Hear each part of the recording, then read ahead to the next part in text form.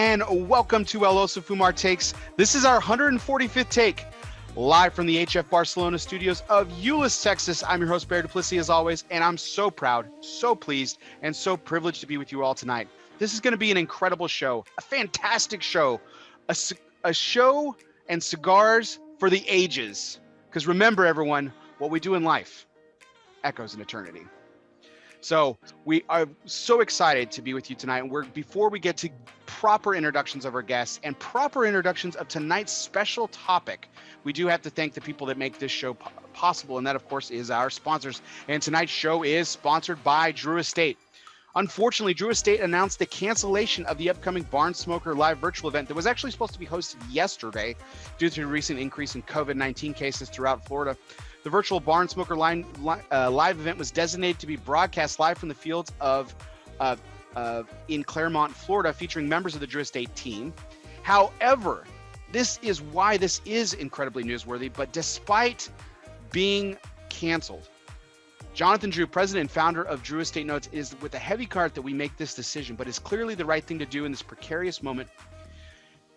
But rest assured, the $50,000 that was pledged to Cigars for Warriors is still being paid out, and everyone is still receiving all of their swag for the event, and everything was going out. So they're having a fantastic time getting all the materials out to the people who are going to participate in this. And of course, one thing of note is the $50,000 pledged to Cigars for Warriors is still being donated.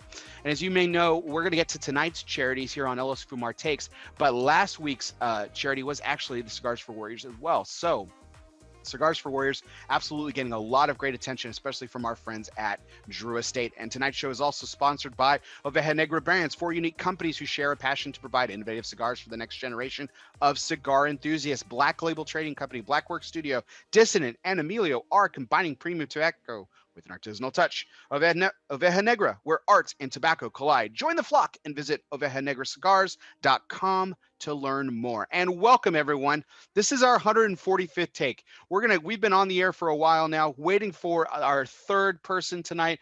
And so we're going to go ahead and get ripping, rolling, and right on time, because this is the time it should have started. Let's just say it right now. Okay. So without further ado, my guest tonight, sponsored by United Cigars. Smoke one today and start living united. Misters Samuel Spencer and Justin Andrews. Gentlemen, how are we doing tonight? Doing good, man. Happy to be here. I'm doing great. Thanks for having me on. Awesome. Gentlemen, I'm pumped for this show. I'm pumped that you guys are pumped for this show. We are going to single-handedly prove to the confused population of people that don't understand the greatness of this film, why this film is fantastically great. It's going to happen tonight. We're going to convert some souls tonight, gentlemen. Fantastically great. Absolutely. That's setting the bar pretty high there. I mean, nothing less, man. Nothing less. I mean, seriously, you flew halfway across the country. You drove, to several locations. To just to make it on a show, Justin. I mean, that's how great this movie is. This film is fantastic. It did inspire me. I have to say that when I got off the plane and I'm driving home, I'm like, I got to make this work. We got to be able to talk about this great movie. And I felt like I would have let you down. I would have let Sam down. I would have been like that soldier going into battle that just, stubbed his toe or something and couldn't make it. So I had to man up and make sure I got here and made it happen. Yeah, strength and honor, man. Yeah, way to do strength and honor. There's no other way to describe it. Yeah, strength and honor. So even though we've already kind of dropped a couple of quotes already in the pre-show and then just right now and everything, I thought to kind of get us in the mood, I would say in a more obscure quote to kind of kick us off. And this might seem like a downer considering how jacked we all are for this, but I thought this was appropriate considering just so many ways to kind of look at this and how the movie honestly kind of gets kicked off. And that's from Marcus Aurelius. He says to our main character, "I am dying, Maximus, and when a man sees his end, he wants to know that there was some purpose to his life. How will the world speak of my name in years to come? Will I be known as the philosopher, the warrior, the tyrant? Or will I be the emperor who gave Rome back to her true self? There once was a dream that was Rome. There was a dream that was Rome. You could only whisper it. Anything more than a whisper, and it would vanish. It was so fragile. I mean, talk about words that like kind of like echo on so many levels to your soul. Like, I mean, as Justin, actually all three of us have seen this recently. So Justin, you saw it probably the most recent. You were on the airplane watching this. When this scene came across and he's explaining like what his vision is for Rome after he's dead, like what was your couple first things that came to mind for you? Man, I don't know if it was the sleep deprivation from being in Miami, or maybe the rum, or maybe all the Cuban coffee, but I got a little emotional, like right out of the gate, which is always a little awkward when you're sitting next to somebody on the plane. But I was like, crap, he's right. Like, what? This really kind of puts things in perspective. Like, what kind of legacy are we all going to leave? How are people going to remember us? You start looking back going, did I accomplish everything that I should have? Did I have the right priorities? And I think the thing that really stood out to me the most is he was like, I've expanded this empire, and I've done all this thing for the glory of Rome, but was it all worth it? And so that's a hell of a way to start off a movie there. Yeah, I mean, no, they just like have this like epic battle scene, which we'll get into in a second, and then like he's all throwing everything into doubt, and it's just like, wow. Like, Sam, I'll get your thoughts before I kind of weigh into this, because there's a couple of things that I wanted to mention. But Sam, when you saw this scene as kind of the tee up, I mean, we just saw this massive battle scene. Like, we're already like I said, the kind of way we went into the show, we were all jacked. I chose this specifically because I was like, this is when the movie really starts, because you kind of the door kind of finally opens at that point. Yeah, you jump in this movie, it's this massive battle scene, and then you kind of sit back and Marcus Aurelius says that, and you're just like, wow, that was the most profound thing I've heard in a long time. And I've seen this movie before. It just kind of takes you back. It's like, this is the ruler of what is basically the known world at the time. And he's talking about how he wants his legacy to give it back to the people, back to democracy, not how most emperors were, just power hungry, wanted to expand and keep everything for themselves. But he wanted to give back, which it shows you into the psyche and who Marcus Aurelius was as a person, which is who you'd want leading an empire. Yeah, it's interesting that he there's what I took away from this quote is that it's very telling that he's also, and at the same time, it is very emperor-esque, because and I don't mean this as negatively as it's about to sound. It's very narcissistic, right? Because he's like, okay, I'm going to give Rome back to the people because this is really about me and my legacy. And like, so again, that sounds terrible, but like that's what he's worried about. It's like, how will the world see everything that I've accomplished in my life? Which I've dedicated my life to leading this empire, and the timeline's a little skewed in actual history. He didn't rule for 20 years, but in the film it's like 20 years, and he's like known 4 years of peace.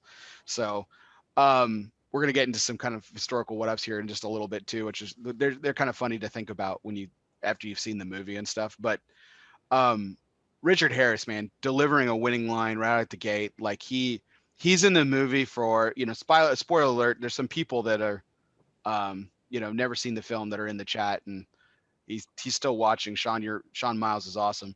But so spoiler alert, Marcus Aurelius dies pretty early in the film. So I think if we're celebrating the 20th anniversary of a film, like, and you haven't seen it yet, that's kind of on you, Sean.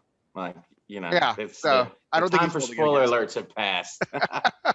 Yeah, I don't think he's holding it against us. So, but yeah, before we kind of get into the next thing here, I want to just go ahead. I mean, this is tonight's major point, gentlemen, and as always, the major point is is brought to you by Wood Butcher, Maine, introducing durable and attractive wooden creations to your kitchen, backyard grill, and home using native Maine wood and other exotic wood species. Wood Butcher, Maine products include butcher blocks, cutting boards, coasters, grill grate cleaners, and an ELOSOFUMAR favorite, the red oak cigar ashtray and cocktail coaster, plus many more. The Wood Butcher, Maine's team passion for food, the pine tree state, and craftsmanship of the highest quality show in absolutely every single piece. Visit woodbutchermaine.com. Yes, that's woodbutchermaine.com to explore the current collection. So, yes, gentlemen. So, okay. So right off the bat, I know I had something out on the outline about, a very popular topic, which is favorite quote here. But I got to ask a question. And as I mentioned before, this show, the idea for me doing these shows is grabbing some of my favorite films and some of my favorite people in the industry.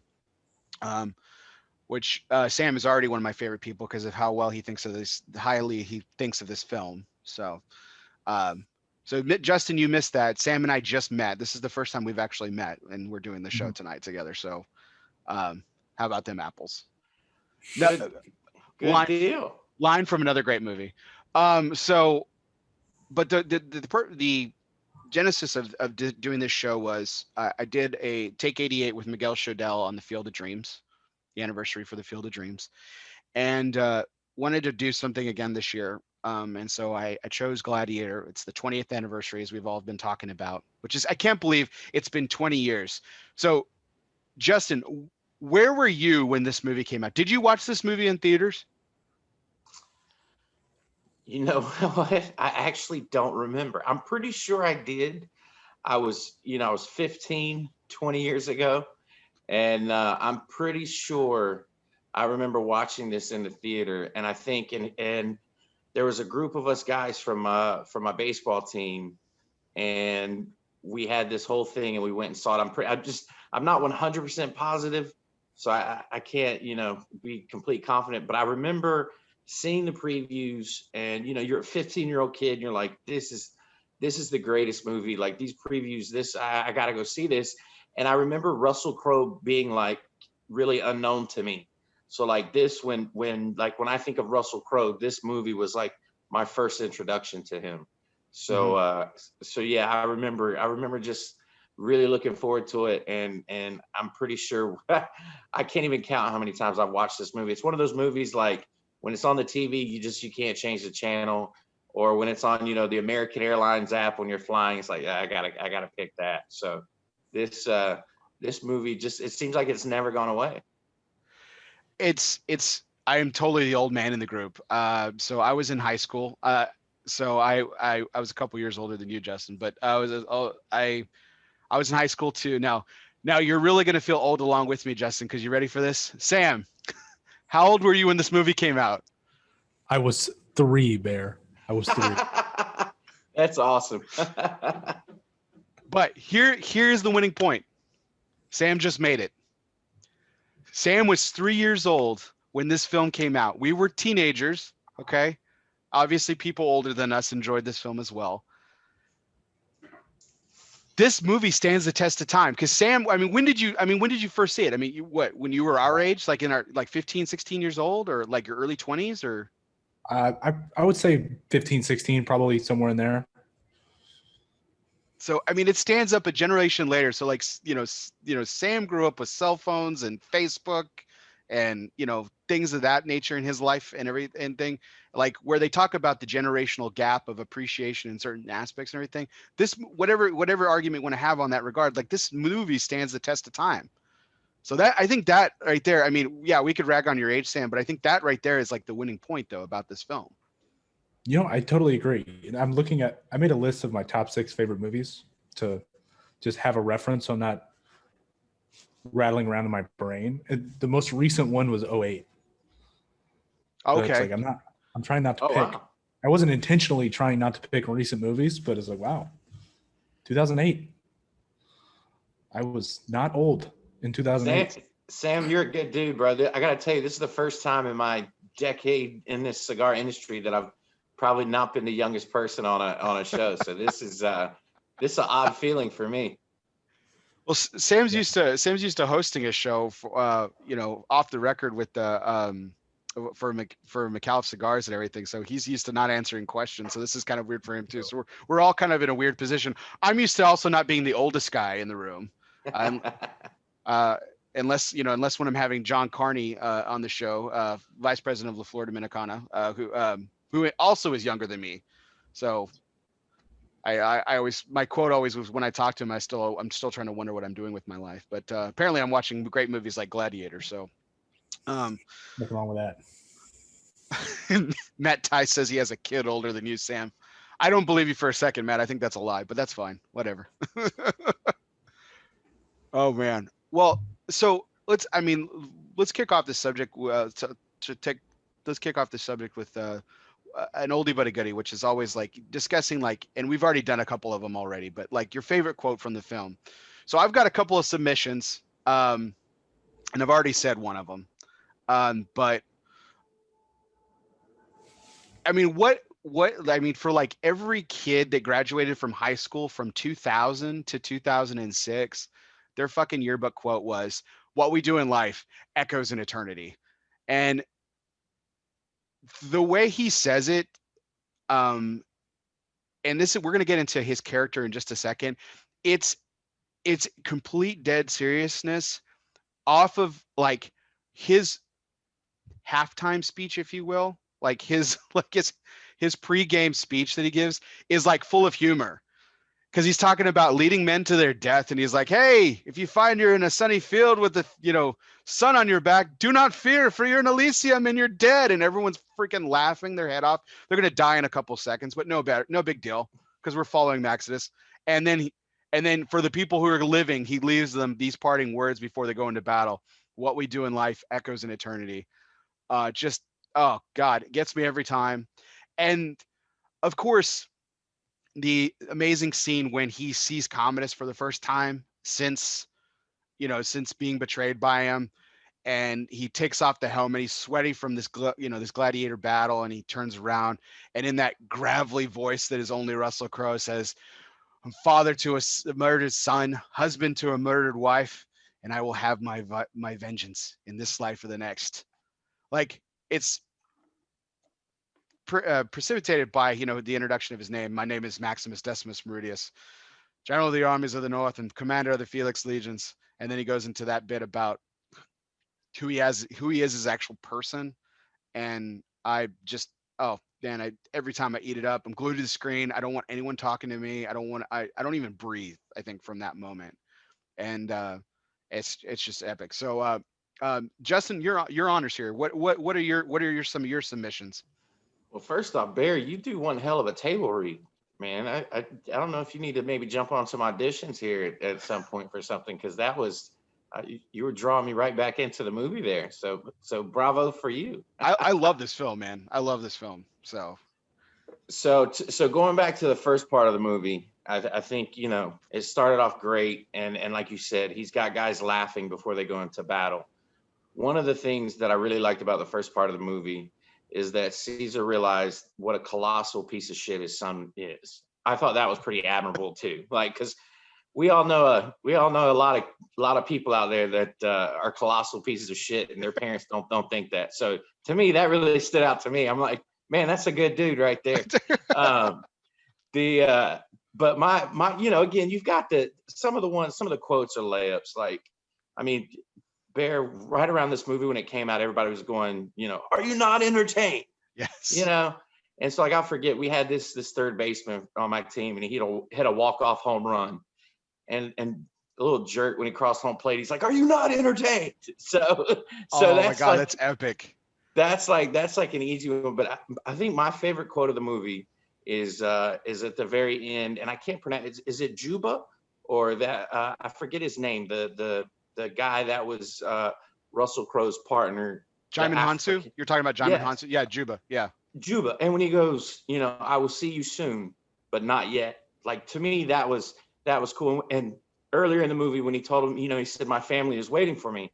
And he said, "You will see them in the afterlife, but not yet." Like, to me, that's the quote that stood out to me from the movie was "not yet." It's like, you have unfinished business, so not yet.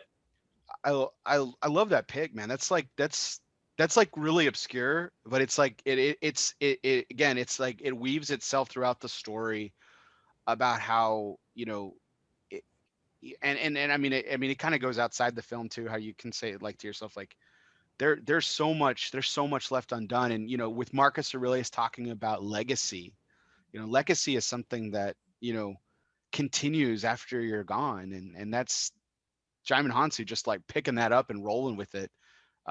Great pick, man. I love it. I love that. That's awesome. Sam, what about you? I can't believe this. I wrote down 3, and you guys have taken 2 of them. Oh my gosh. Okay, okay, so he was one of them, and then what was the one of mine that you liked? My name is Maximus Decimus Oh, Meridian. I mean, just the fear he strikes in Commodus's eyes at that moment it's priceless. You can't not just stare at the screen and watch that happen. oh, like he has this like perplexed look on his face, like he has no idea what the fuck is going on. And Quintus is also there, you know, his second command. He takes a step back too, and it's just, oh god, it's the best reintroduction in a film like ever. It's it's awesome. And when like Quintus has got to have that look on his face, it was like, I'm screwed. I told the Emperor. We're gonna talk about that later. So what's your third pick? Great tee up there. Great tee up, Sam. That's my third awesome. pick was actually Gracchus when he walks into the gladiatorial games for the first time, because he only watches one match, and he says, I don't pretend to be a man of the people, but I do try to be a man for the people. I love that line. And he's telling it to this other senator who is kind of on Commodus's side. Yeah, is sold as sellout. Everything. Yeah. Oh man, great. Yeah, great pick. Great. Yeah, that's solid. That's solid. You know, of course, there's always these other ones like, you know, we'll get into Proximo here in a second, but like we men are but shadows and dust. You know, there are some funny Proximo ones too. Proximo is what, yeah, we're gonna get into Proximo here in a little bit. Like he's got some great lines, and like Oliver Reed like totally dials it up in this film. Like he goes all out, like great, and actually literally goes all out because he actually dies before the end of this film. But I mean, just some great lines in this movie. Gracchus has also another funny moment for me. He's like, so after the whole of Rome is yours and you've captured this, you'll just give it back to the people? And Maximus is sitting down like in the most non-intimidating pose ever. He's like, yeah, that's what I'm gonna do. Like, yeah, this isn't about you, man. Like I have a higher purpose here. I'm trying to like avenge my family. So what was the line? I had a couple like honorable mention ones. There was one where Gracchus said, "You're as always, the most delicate touch commands obedience." Yeah, obedience. Yeah. Like that was a pretty good line too. That kind of jumped out to me. Yeah, I mean, I think that's what's really great about this film is like we all know the ones that like we chanted a battle cry. They play at like basketball games, like in between timeouts and stuff, and like right up there with like the Hoosiers clap and all this other stuff that they play at like sporting events. There's like all these cutaways, but like I think that our choices actually like again show the timelessness of this film, that like there's so many things that like you can just pick up and grab. They make the movie go, and they're also applicable to like one's own life. Like absolutely. So it's pretty awesome. So great picks there. So I'm gonna, there is one audible that I wanted to call. I didn't get it in time for you to know show notes, but I think this will be kind of good to get your kind of authentic response to this. So so if you guys didn't know this, someone turned this role down. It wasn't supposed to go to Russell Crowe. And so real quick before I just spoil, do you know who it is? I think Justin does. Justin's got it. No, I was just confident, then I just lost it. I thought it was the guy who plays Wolverine there for a minute, but I think I got that confused with another role. Well, actually, it's flip-flop. So Russell Crowe was offered Wolverine. Okay, there you go. And he turned it down because he felt like it was going to be the same character, which I was like, oh, okay, but that's fine. I think he would have been a badass Wolverine, but I love Hugh Jackman though. I'm not trying to knock it. Sam, do you know who it was? No, I have no idea who it was. It was Mel Gibson. Mel Gibson turned it down.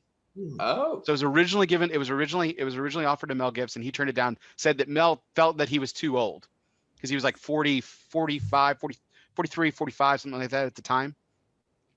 And he thought that he was too old for it. I got to say younger Mel Gibson may have pulled this off. So I'm totally stealing this question from the show that what I like to listen to Rewatchable. So they ask, is there any other actor in any other point of history that you would like to see play this character? well, I think like one of the easy things is Gerard Butler, because he played in 300, which I think is kind of, there's like a similar thing there. So I think probably both of them are interchangeable. Like Gerard could have probably played Gladiator as well as Russell Crowe played that. So I think that's an easy one. I think Mel Gibson, man, that would have been pretty cool. Like a young Mel Gibson, like a young, yeah, like Lethal Weapon 2 Mel Gibson. Which that's a really good question. Who could have? That is a great question, man. I don't know why I know this random fact, but Mel Gibson was in The Patriot that same year. Yeah. It's true because I think like it actually, guys, like it's a funny story that you mentioned that, Sam. So I wanted to do the 20th anniversary of film, and I really struggled with this. Should I do Gladiator? Should I do The Patriot? And I was like, The Patriot, it's right around election season. That's just too on the nose. Like, I was like, and I love the Gladiator. So like we're doing the Gladiator, but I love The Patriot too. Like that's another film that we could go back. I do bring up someone from The Patriot here in a little bit when we talk about another character. And the guys that do the Rewatchable podcast, they couldn't come up with anybody either, and I couldn't come up with anybody. Like Hugh Jackman, like I said, like that could have worked. Like maybe Javier Bardem, but I don't know. I think he's a little too dark. Like I think Matt has a good thing in the Idris Elba. That would have been interesting to see. Oh, that would have been cool. Okay. Yeah. I could get with that. That's pretty good. I like that. If somebody says Daniel Craig, I'm leaving the show immediately. Well, now you're teeing it up, Justin. Someone's gonna say it. Don't leave the show. Don't leave the show. Okay? Someone's gonna say it. After you and Coop's James Bond conversation, I was like, I've had enough of this. Hey, we agreed. Sean Connery's the best, man. It's all. Everyone always measures up to that standard, so it's all from there. What if you go with like a Bruce Willis, a young Bruce Willis? See, I think and it's interesting you mentioned Bruce Willis because Bruce Willis has that he has that subtle humor within his acting in action films. And there's moments that's what I love about Maximus's character is that he's funny. Yeah. Like he's got these little smirks and these little smiles. Like when he's talking to Jaimin Hansu, he's like, "Hey, what are you saying to your family?" He's like, "Oh, I'm telling my boy to keep his heels down when he's riding into my wife. That's none of your business." I mean, he's just funny and he's joking with his man before he leads him to the death. Like, "Hey, don't worry about it. You're in heaven. It's all good." What about a young Kevin Costner? I'm thinking of like like back in the Robin Hood days. That might have been interesting. Yeah, I don't know if he's got the edge to do it, but. And see, Field of Dreams is my favorite film, but I think Kevin, and with all all respect to him, like I think he's too soft. Like even in his like most badass, like I think he's a little soft. Like, yeah, like that's fair. I don't think I can't picture myself like following Kevin Costner into the Roman Coliseum to face dudes with tritons. I don't know. Like I don't see it. But I mean, it's a really good question, and it really poses a great question. I think Matt from the chat has I think that's the best answer that I've heard. Idris Elba is probably I can't think of anything better than Idris Elba. Yeah. Yeah, that'd be a tough one to beat. So I for those people who, I always kind of like to read. I like reading movie descriptions. Like after you've seen them 1,000 times and then you boil it down to like brass tacks. So this is the IMDb official, like, what is this film about in like a couple sentences, right? A former Roman general sets out to extract vengeance against the corrupt emperor who murdered his family and sent him into slavery. Wow. It's not even accurate. That's not even accurate. Took the words right out of my mouth. I mean, they have the synopsis, like IMDb had the synopsis from a line in the movie when Commodus says, "This is a great story, you know, the general who became a slave, the slave who became a gladiator, the gladiator who defied an emperor." Like, those are incomplete sentences if we're going to get like grammar police on it, but who gives a shit? That's a way better description than what I just read. Yes, absolutely. So, if when you were talking, assuming that my podcast tonight consumed your lives even a little bit, and you were talking to people about it, like, how are you describing this film to people when you were talking about it, or how are you describing your affection for this film when you were describing it? Like, to people, like, hey, this is what I'm doing on Sunday night. I'm going to sit with this guy named Bear, and we're going to talk about Gladiator, and then blah blah blah blah blah. Like, what was the blah blah blah after that?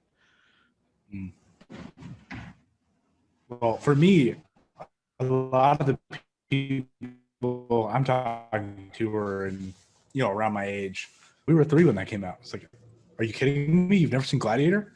It's like, this is for lack of a better term, I'm stealing this from Honest Trailers, but it's like, it's the Sword and Sandals movie that made Sword and Sandals movies great again.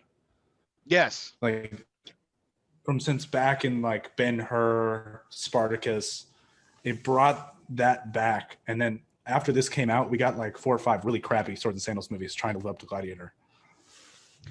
Yeah, like, I mean, it just all went downhill when Colin Farrell was Alexander the Great. So, I mean, that was it. That was like we jumped off a cliff. That was just shit. A lot of people knock on Troy. I liked Troy. I like Troy too. I thought Troy was pretty good. I liked it. Yeah, definitely not on this level, obviously, but like, I was like, oh yeah, it was good. It was like they got a lot of facts right and stuff, and the action scenes were pretty epic and everything. Mm-hmm. But I mean, after seeing this movie, it was kind of like, it was almost like expected. Like, this should be good, right? Yeah. I think that's why, I think that's Troy's downfall, is it came after this. So, yeah. so, Justin, the bar was set too high. Yeah, I think so. Justin, what about you? Like, what were you when you were telling your lady friend about this? Or I know you were hanging out with Jack Tarano this weekend too. Like, what were you saying? Well, first off, I got to let you know Eric Espinosa's a little mad at you. Oh. So oh no. So today we're hanging out in the warehouse after Lazonapalooza, and we're smoking. We do a little video that's on Eric's page, kind of announcing our new collaboration.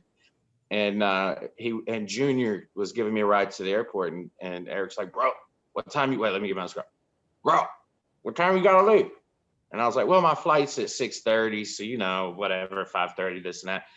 I said, but man, I hope I make it back in time. I said, I have to do Bear's show tonight. And he was like, oh yeah? He was like, you talking about Warzone? And I said, I'm sure I'll find some spots to, promote it. I said, but we're celebrating the 20th anniversary of the Gladiator. And he goes, really? And I was like, yeah. And it just kind of threw me off. And I'm like, what's up? He's like, bro, my fucking dog's name is Maximus. My bulldog's name is Maximus. Gladiator's my favorite movie of all time. And I was like, oh. And I was like, download the movie. He's like, stop downloading the movie. I'll answer any question you have. Go. And I was like, Eric. Eric, that's not the point. Is I'm watching the movie on the plane. And he's like, bro, fuck watching the movie. I am the movie. Like, I have all the answers to everything. Go. So like, I'm pulling up your email. And we're like talking about different things. So dude, but he kept going back like, does Bear know my dog's name is Maximus? And I was like, I don't know, Eric, because I didn't even know your dog's name was Maximus. Like, I know you're the alpha dog. And I was a little confused because I thought maybe your dog was called the alpha dog. He was like, bro, I'm an encyclopedia on the Gladiator. So anyway, that's how my conversation went. So you might have to give Eric. I am. I'm going to put you in a tough spot. I'm sorry for that. No, I remember that it was a film that he really enjoyed. I did remember that. I also remembered that now that you say it, I remembered that his name was Maximus. If you had put me on the spot, I would have answered it, because then obviously with context clues. But if you had just asked me like 2 weeks ago, I probably would have flubbed it. But no, I remember us having this conversation. So that's awesome, man. Well, hopefully for the number one fan of Gladiator, hopefully we do him justice tonight by our discussion. So well, I told him to watch, man. I told him to watch and jump into comments, and we could have a little interaction. I don't know. He may be a little exhausted from 2 days of Lazona. I was gonna say for sure. We're definitely going to be getting to Warzone here in a little bit as well. So, but I did want to talk about how incredibly well this film did at the 2001 Oscars. This film came out in 2000, but it was the 2001 Oscars. So it was nominated for 12 Oscars. Okay. And we're going to get to the nominees in a second, but here's what it won for. It won for Best Picture, Best Actor, Best Costume Design, Best Sound, and Best Visual Effects. Best Effects. So those 5. Okay. So like I said, we'll get to the nominations here in a second, because I have some, but I wanted to pick apart 2 of these.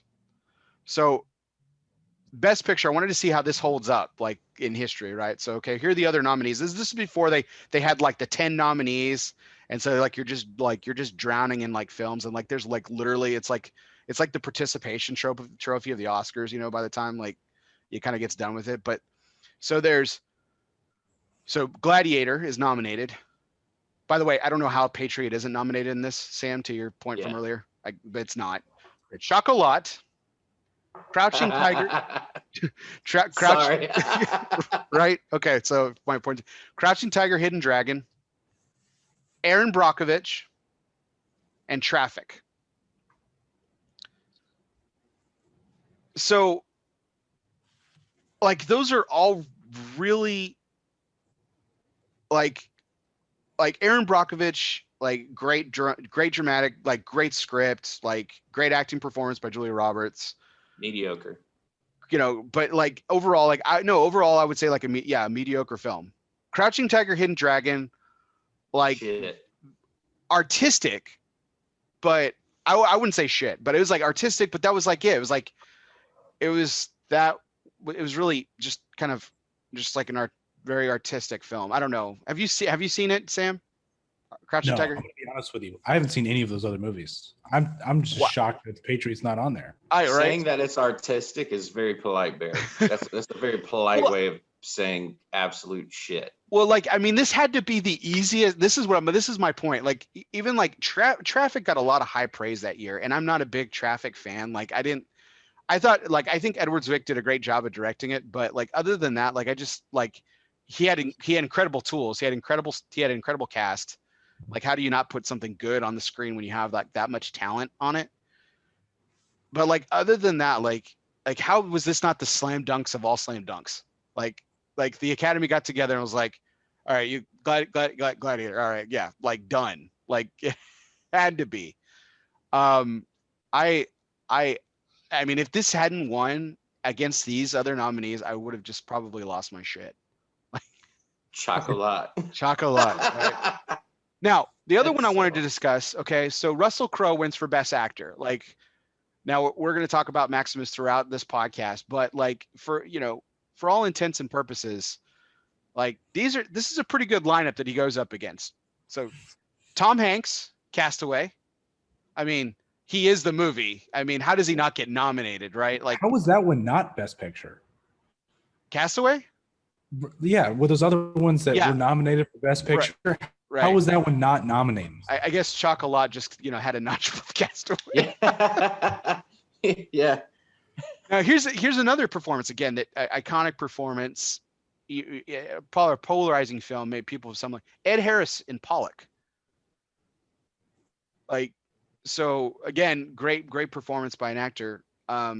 and I thought a good film, you know, a nice biofilm, right? Not bad. Ed Harris is I mean, he's top notch, man. Ed is he's one of those guys that's obviously A-list. I haven't seen him in a long time, but you kind of forget about Ed Harris and his career and the work he's done, man. He's done some great films. We're gonna go before Sam's birthday on this, but my favorite my two favorite Ed Harris roles are like almost back to back. He's the general in The Rock, Francis Hummel, and then he's Gene Kranz, the flight director for Apollo NASA 13. and Apollo 13. Yes. Yeah, great performances. Sam, I feel like we're gonna be doing this a bunch tonight. Have you seen any of those films? No, you haven't seen Apollo 13. See Apollo 13, man. I'm telling you. Apollo 13. Oh, I've seen Apollo 13. Yeah, awesome. Okay, so and then Jeffrey Rush for Quills, which I've got to be honest, never seen Quills. Jeffrey Rush, good actor though. Yeah. And Javier Bardem before the Night Falls. So this is Javier Bardem before he's actually Javier Bardem. Mm-hmm. And so this is like his, like, that's pretty impressive. But like, I mean, Russell Crowe had a little bit of he had to duke it out with some good actors there, you know. Remind me, who is Jeffrey Rush again? What has he been? I'm drawing a blank there. Jeffrey Rush was Lionel in A King's Speech. He was in the Pirates of the Caribbean series. Gotcha. He was, oh God, what's his name in Pirates of the Caribbean series? He's Barbosa in the Pirates of the Caribbean series. Thanks, Sam, for the putback there. So yeah, so I mean well before that, but I mean those are a couple of like his most recent like iconic roles and stuff. And so those are the best actors. So like here are the ones they were nominated for. Okay, the awards that they were nominated for. So the additional 7. Okay, so best costume design, best sound. Oh no, excuse me. They won for that. Excuse me. They won for best costume design and best sound. Excuse me. My apologies. These were what they were nominated for. Okay. We're going to pause on this one, but we're going to get to the other ones. Best actor in a supporting role, Joaquin Phoenix was nominated and didn't win. Ooh. I don't. He did a phenomenal job. Okay. We've spent the entire podcast so far talking about Maximus pretty much, and Mark Cirilli's here, Richard Harris, because you know it's Richard Harris. He's like iconic. But how, like, before I read anybody else, it doesn't matter. Like, okay, so here's the question before I get to the nominees real quick. I want to ask you guys, is there a villain that you reviled more in watching all the films that you've ever seen than Commodus? No, absolutely not. There's villains I've liked more, but there's never been a villain that I was like, I absolutely hate that guy more than Commodus. It's it. And Joaquin Phoenix is kind of this, not to be politically correct, he's kind of an odd dude, and he's playing an odd dude, and he just fit the role perfectly and just rolled with it. Justin, your thoughts? I couldn't agree more. And I'm just sitting here as you asked that question. I'm going through the old Rolodex here, and nothing's popping out. I can't picture another villain that I hate, but I absolutely hated Joaquin Phoenix in this role. The character, obviously, Commodus. It's so funny. It brings out so much passion and like anger, which obviously is a testament to his portrayal of that character. But he did such a phenomenal job, and he was just, oh my God, he was so unlikable. It was phenomenal. He did a great job, but I absolutely hated him. And I'm trying to think of another movie that that inspires that much hate. And I can't, right off the top of my head, I can't think of one. He did such a phenomenal job. So there is only one other villain that I can think of. There are actually two villains that I want to mention here that inspired hate. So the first one is Denzel Washington in Training Day.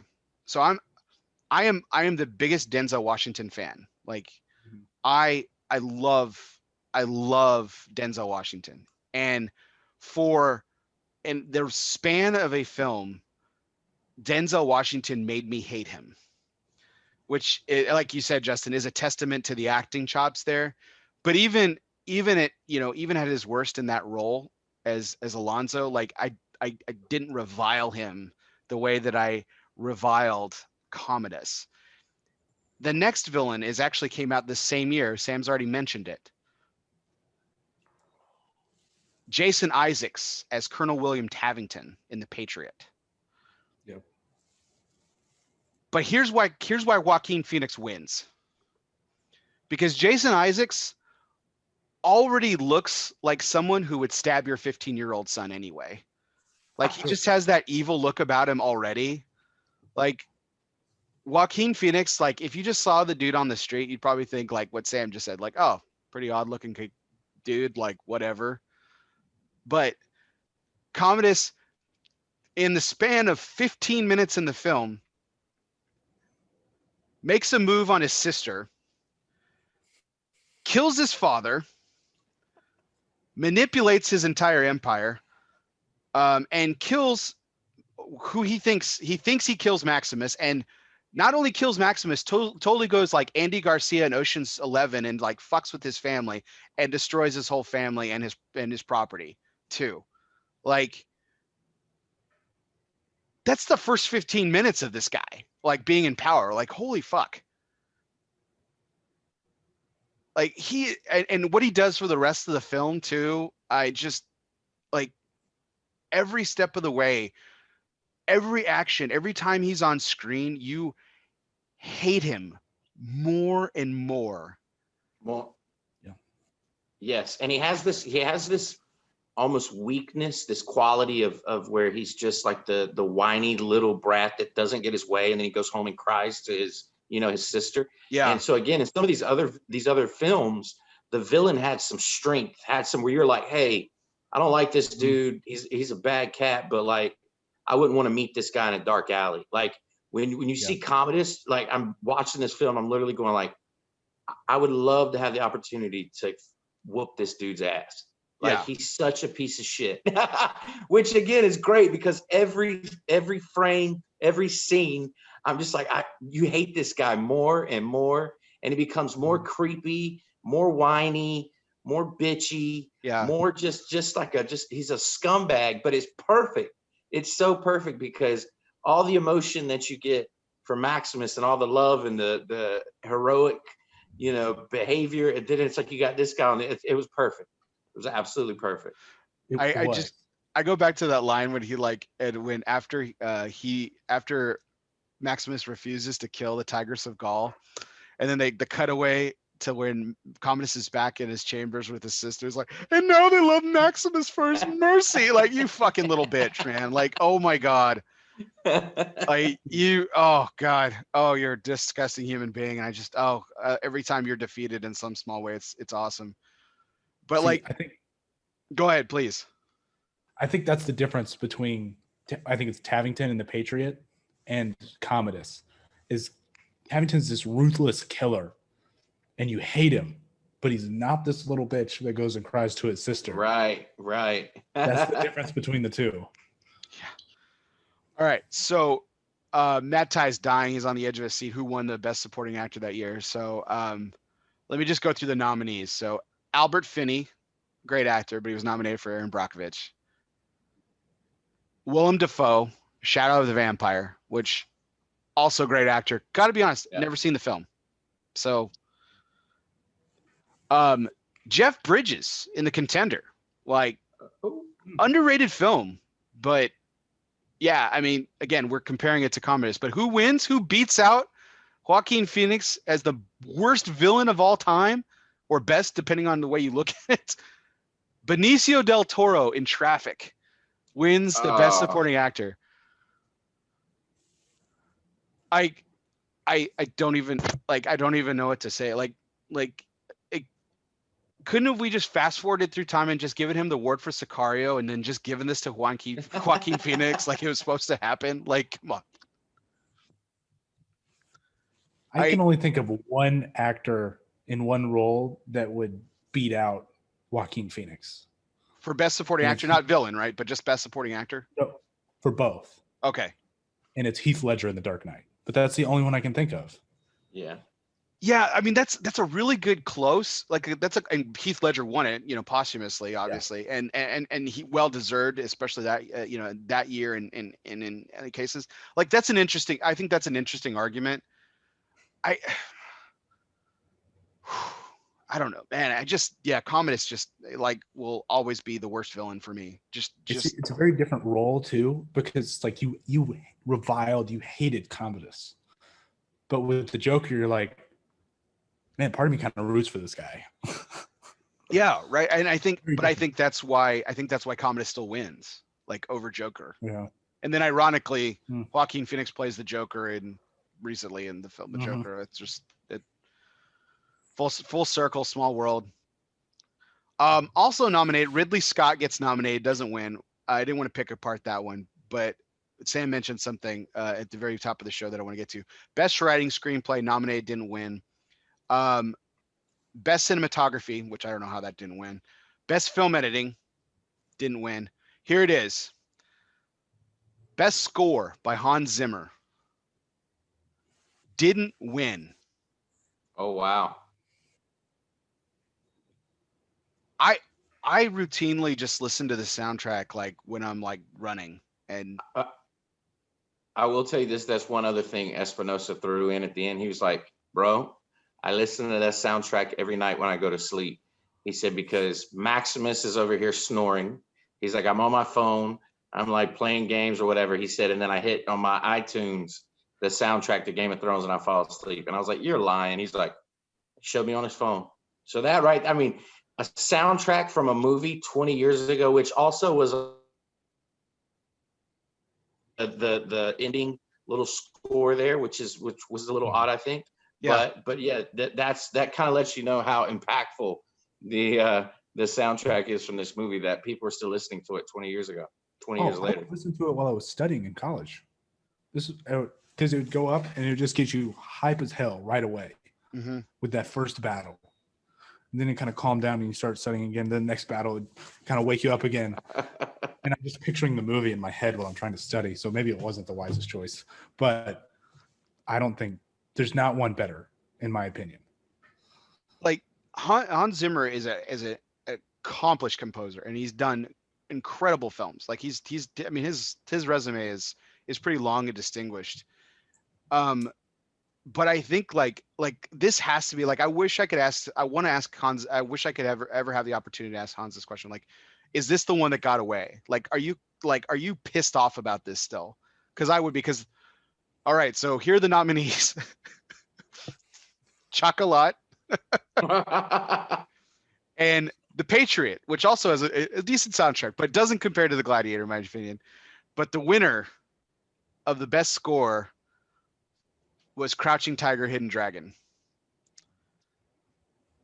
And I got to say, that was the one forgettable thing about the film. Like, I didn't hate it as much as Justin obviously did, but like, that was the one thing that was like forgettable to me. Was like, I was like, I couldn't, for the life of me, I couldn't recognize it. If someone played Crouching Tiger, Hidden Dragon soundtrack right now, like, I couldn't recognize it. That's right. Yeah. But, I mean, this score was so good that Hans Zimmer basically reused a large chunk of it in Pirates of the Caribbean. Like, right. If you listen to the fight scene from, I think it's the Battle of Carthage is when it happens. It's like the main part of Pirates of the Caribbean that you remember. Yes. Yeah. It was so good that he reused it in another very popular movie and everyone loved it again. And there's a lot of like throwbacks to it, like Man on Fire, Denzel Washington. They use part of the soundtrack. Like there are films throughout the next 20 years that use like and are use part of it or are clearly influenced by Hans Zimmer with this. Like it I think it's the best. I think it's the best soundtrack. Like the best soundtrack ever. Like I really, like, I was thinking about this. I was like, I really just, I can't think of. Yeah, what's better? That's the thing. Even if somebody doesn't agree, like what's better? And I was thinking the same thing. Like, I'm trying to go through again the Rolodex, and I'm like, I can't, like, I can't think of one that's better. Yeah, I think there's like parts of some that may be like more iconic, like the opening to Star Wars, for example. But it's like the rest of Star Wars doesn't compete with Gladiator. It's like they've got that one opening thing, but Gladiator keeps going with just great composition after great composition. It's the best. All right. So, and then the 12th nomination that they didn't get was Best Art Direction, Set Decoration, which I thought they did a great job with Ancient Rome. Like you said, Swords and Sandals really hadn't done much in the way of film. And for them to kind of, and this was an expensive film to make. This was like, okay, so 20 years ago, it was over $100 million to make this film. Oh, wow. And the last $3.5 million spent that put them over the edge, over 100 million, because I think it was 103, literally like 103 million. The last $3.5 million was to make sure that Oliver Reed, who had died during the making of this film, they could do the last few scenes using technology to get him into the film. That was the last $3.5 million bucks. I didn't realize Oliver Reed had died during the making of this film. Man, wow. Yeah, there's a poignant scene, and that kind of leads us into our next point. So, so show of hands, I think this one's kind of clear and obvious, but I hope you guys all saw my notes, so you saw my second pick. But can we all agree, like, favorite character from the film, Maximus, is like hands down, like that's our number one? Okay, all right. Yeah, we've been talking about him like the entire time. So yeah, I figured. You've seen mine. You've seen my selection in there. I hope I didn't step on anyone's toes, but I'm gonna go last on this. But Justin, I wanted to say who's the next guy or gal that's your favorite character from this film? That's tough. Proximo had he had a big role. I really liked what he brought to the table. Juba, he was good in limited capacity, but I think he was impactful there. I'm trying to think of the thing that was funny is there was a lot of people I think were overshadowed in the movie, but yet they would have their little moments of where they kind of captured that moment in the film. It's interesting in that way. There wasn't a lot of balance, obviously, based on the screenplay, but there were people that really, when they had their moment, did a phenomenal job and impacted the film. They rocked it. Yeah, absolutely. Sam, did you have anyone else other than Maximus? I mean, Maximus is the clear number one, no question. And it's interesting in the film. It's like Maximus, Commodus is these two towering figures, but you absolutely hate one of them, so it can't be him. But I think Juba has some very key points when they're standing on the roof talking, and he's talking about Maximus is talking about how he lost his family, and Juba says he will see his family in the afterlife, but he will be there a lot sooner and he'll have to wait. And then you fast forward to it comes full circle at the end when he says, and now we are free. And he's talking about Maximus. I will see you again, but not yet, not yet. Mm-hmm. It has to be him for me. Yeah. The repetition of the not yet, is really kind of sits with me, because it kind of gives, I don't know, it kind of like that. This may sound really over dramatic, but it kind of gives me pause to like think like there's so much more left to do. There's just so much more left to do. And, the thing about life is, none of us know exactly when our time comes, but, that line in particular says like, this is the opportunity to make the most of it, Right.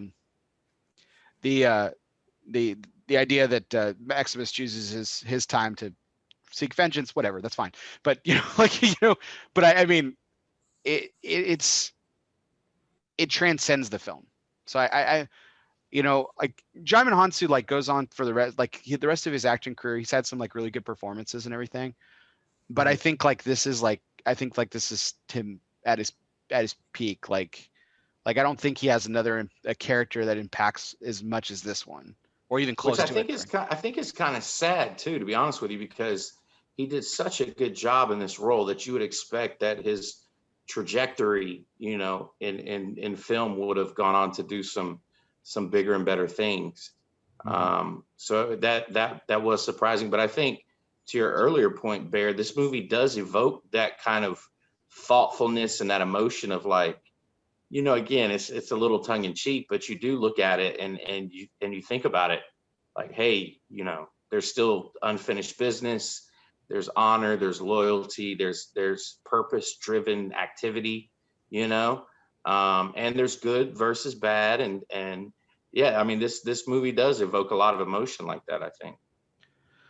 Absolutely. So you guys saw my pick. And I mean, but there are a lot of like really great characters. Like I think Richard Harris as Marcus Aurelius, like he's in the movie for 15 minutes and like he has like winning line after winning line. I mean, like it just bats 1,000, which is just what I mean. How he didn't get also nominated for Best Supporting Actor, I don't know. Like, because you can do that. Like, there's several films in history that have had 2 Best Supporting Actors nominated. Um, like I thought he was incredible. When I first heard, when I first heard that someone had died during the making of this film, like I remember very early on, like thinking it was Richard Harris, and I was like, oh, that's really sad. But no, it was Oliver Reed, and Oliver Reed's my pick. Like Proximo, to me, is one of the best characters in this film. He the things I love about Maximus, you know, he's this I mean, powerful figure. He captures the screen like every time that he's in it. And to me, the only person that stacks up to Maximus, the only person that commands your attention in on the screen when it's shared with him, ironically, is Proximo. Like Oliver Reed is just going like Right. pedal to the metal in this film. He's like over the top, like I didn't pay for you for your company. I paid for you so I could profit from your death. And I love, like, let's not forget how we were introduced to Proximo's character. He's sitting at a table in some like roadside cafe in like rural Africa, sipping on some like herbal tea.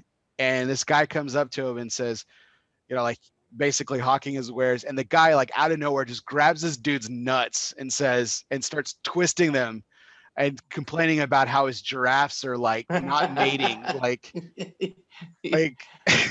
One of the best lines in the movie. I mean, yeah. and Matt said it earlier, and I couldn't stop laughing. I don't, you know, nowadays I don't know what we can and cannot say, but it was that had to be one of the best lines in the movie, and honestly, it had me dying today because it was so funny, and you can see in that time where he's like, I bought these giraffes to do this thing, and they're not doing it. So like, I want my money back. I want my money back. He's having the whole conversation while holding this man's nuts. And like his timbre doesn't change. Like it's the same like monotone. Like he's so dialed up for like the rest of the film, but in this one moment he's just like deadpan, like no emotion whatsoever. This is business, and I'm gonna talk about my giraffes that won't mate. It's awesome. And like I mean, like everything, like and like when his little, I mean, we talk about pep talks, right? Maximus is talking, like he's laughing with his men, you know, like he saddles up and like he tells Quintus, like in the first opening battle scene, he's like on my signal, unleash hell, which I mean pretty much inspired everyone in the movie theater, I'm pretty sure. But like but then like flip it over to the next part of the film where Oliver Reed's giving a pep talk, right? And he's like, yeah, thrust this into another man's flesh. And, you know, he's like, you know, inevitably we're all dead men. Like, it's just like, it's so counterbalanced to Maximus's character. But yet it's still like, so he's still very, but the similarity there is that they're both very realistic about what's going to happen. Mm-hmm. And, I love Proximo's character. And so this is the part where I wanted to talk about this. So there was an alternate ending to this film, but because he died, it didn't happen. Wow. Are either of you guys familiar about this? Do you guys know about this? Okay.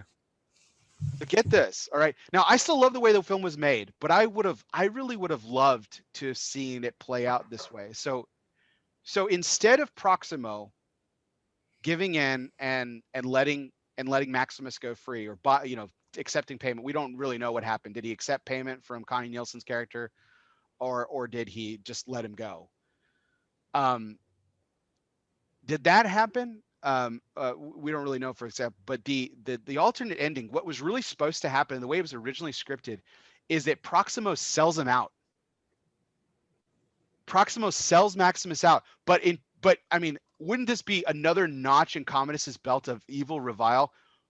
What he does is he doesn't reward Proximo. He, in like the battle before Maximus fights Commodus, he makes Maximus fight Proximo, Oh wow. and Maximus kills him in the Colosseum. Wow. That would have been interesting. Right? That would have been like that would have been like oh man. So it kind of reminds me of this book I read. I can't remember the author. I just remember the plot of the book. So it was I'll speed through this just for comparison's sake. So this man it looks on the internet, and he fills out this survey that says, like, would you like to do anything, and would you want to do anything, grant 3 wishes, essentially anything you want in your life, it can be given to you, no exceptions. And all you have to do is check the terms of service and you're gone. Well, all you have to do is, no one reads the terms of service of anything, and eventually his life becomes a god awful mess. So he gets his 3 wishes, but he has to perform these acts now. And now one of these acts is, he actually, the man in the book actually watches a video of his wife getting raped by his best friend, and then he has to go. He goes into a death match with his best friend, and he has to kill him. And like that. That's what I kind of picture when I first heard about this alternate ending. And I thought about that book, and I was just like, oh my gosh, like a man who you trusted, I mean, as much as you could, as much as they did trust each other, he gets sold out by him, which is heartbreaking enough, and then he has to kill him. Like, wow. Like I couldn't imagine how that would have went. But this is another nice little twist. So apparently, so like Oliver Reed and Richard Harris like had a mutual respect for each other. They kind of, and Oliver Reed kind of almost like, not worship, but like, held Richard Harris, as we all do, kind of in really high esteem and everything. And he kind of, he honestly, he resented Russell Crowe during filming, because Russell Crowe developed this really great friendship with Richard Harris. And for some reason, he just got instantly like started disliking Russell Crowe, and they started butting heads.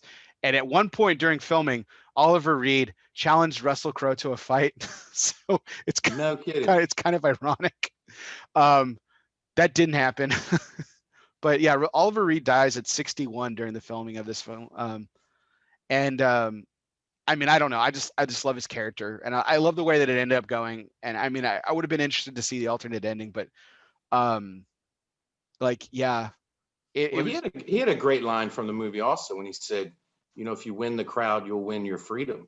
Like because Maximo had no showmanship, again, nor did he want to. He's like, my job is to kill people, and that's what I do, and yeah, whatever. So for him to say, win the crowd, you'll win your freedom, I thought was a pretty good line. What was the cause of death for Oliver Reed? I was looking that up, and I believe oh shoot, oh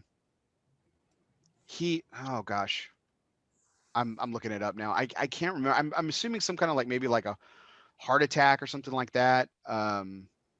So gosh. Yeah, because 61 years old. I mean, that, Yeah. I'm not sure. He died in Malta. That's what it says. But I got to look. If anyone in the chat knows exactly why he died, that'd be a really great. I feel terrible that I didn't look. Oh no, it was a heart attack. It was a heart attack. Okay, I was right. Yeah. Okay. Died of a heart attack.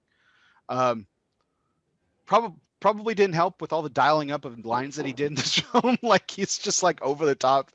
But I mean, I don't know. I love him. He's a great classical actor. I think he's brilliant, and I just love him in this film. I can't get enough of him when he's on screen. I think he's hilarious. I think he's captivating. And he is. Yeah, great. So that's my pick for other than Maximus. So so I want to take a break here. We're gonna have a couple of little fun things.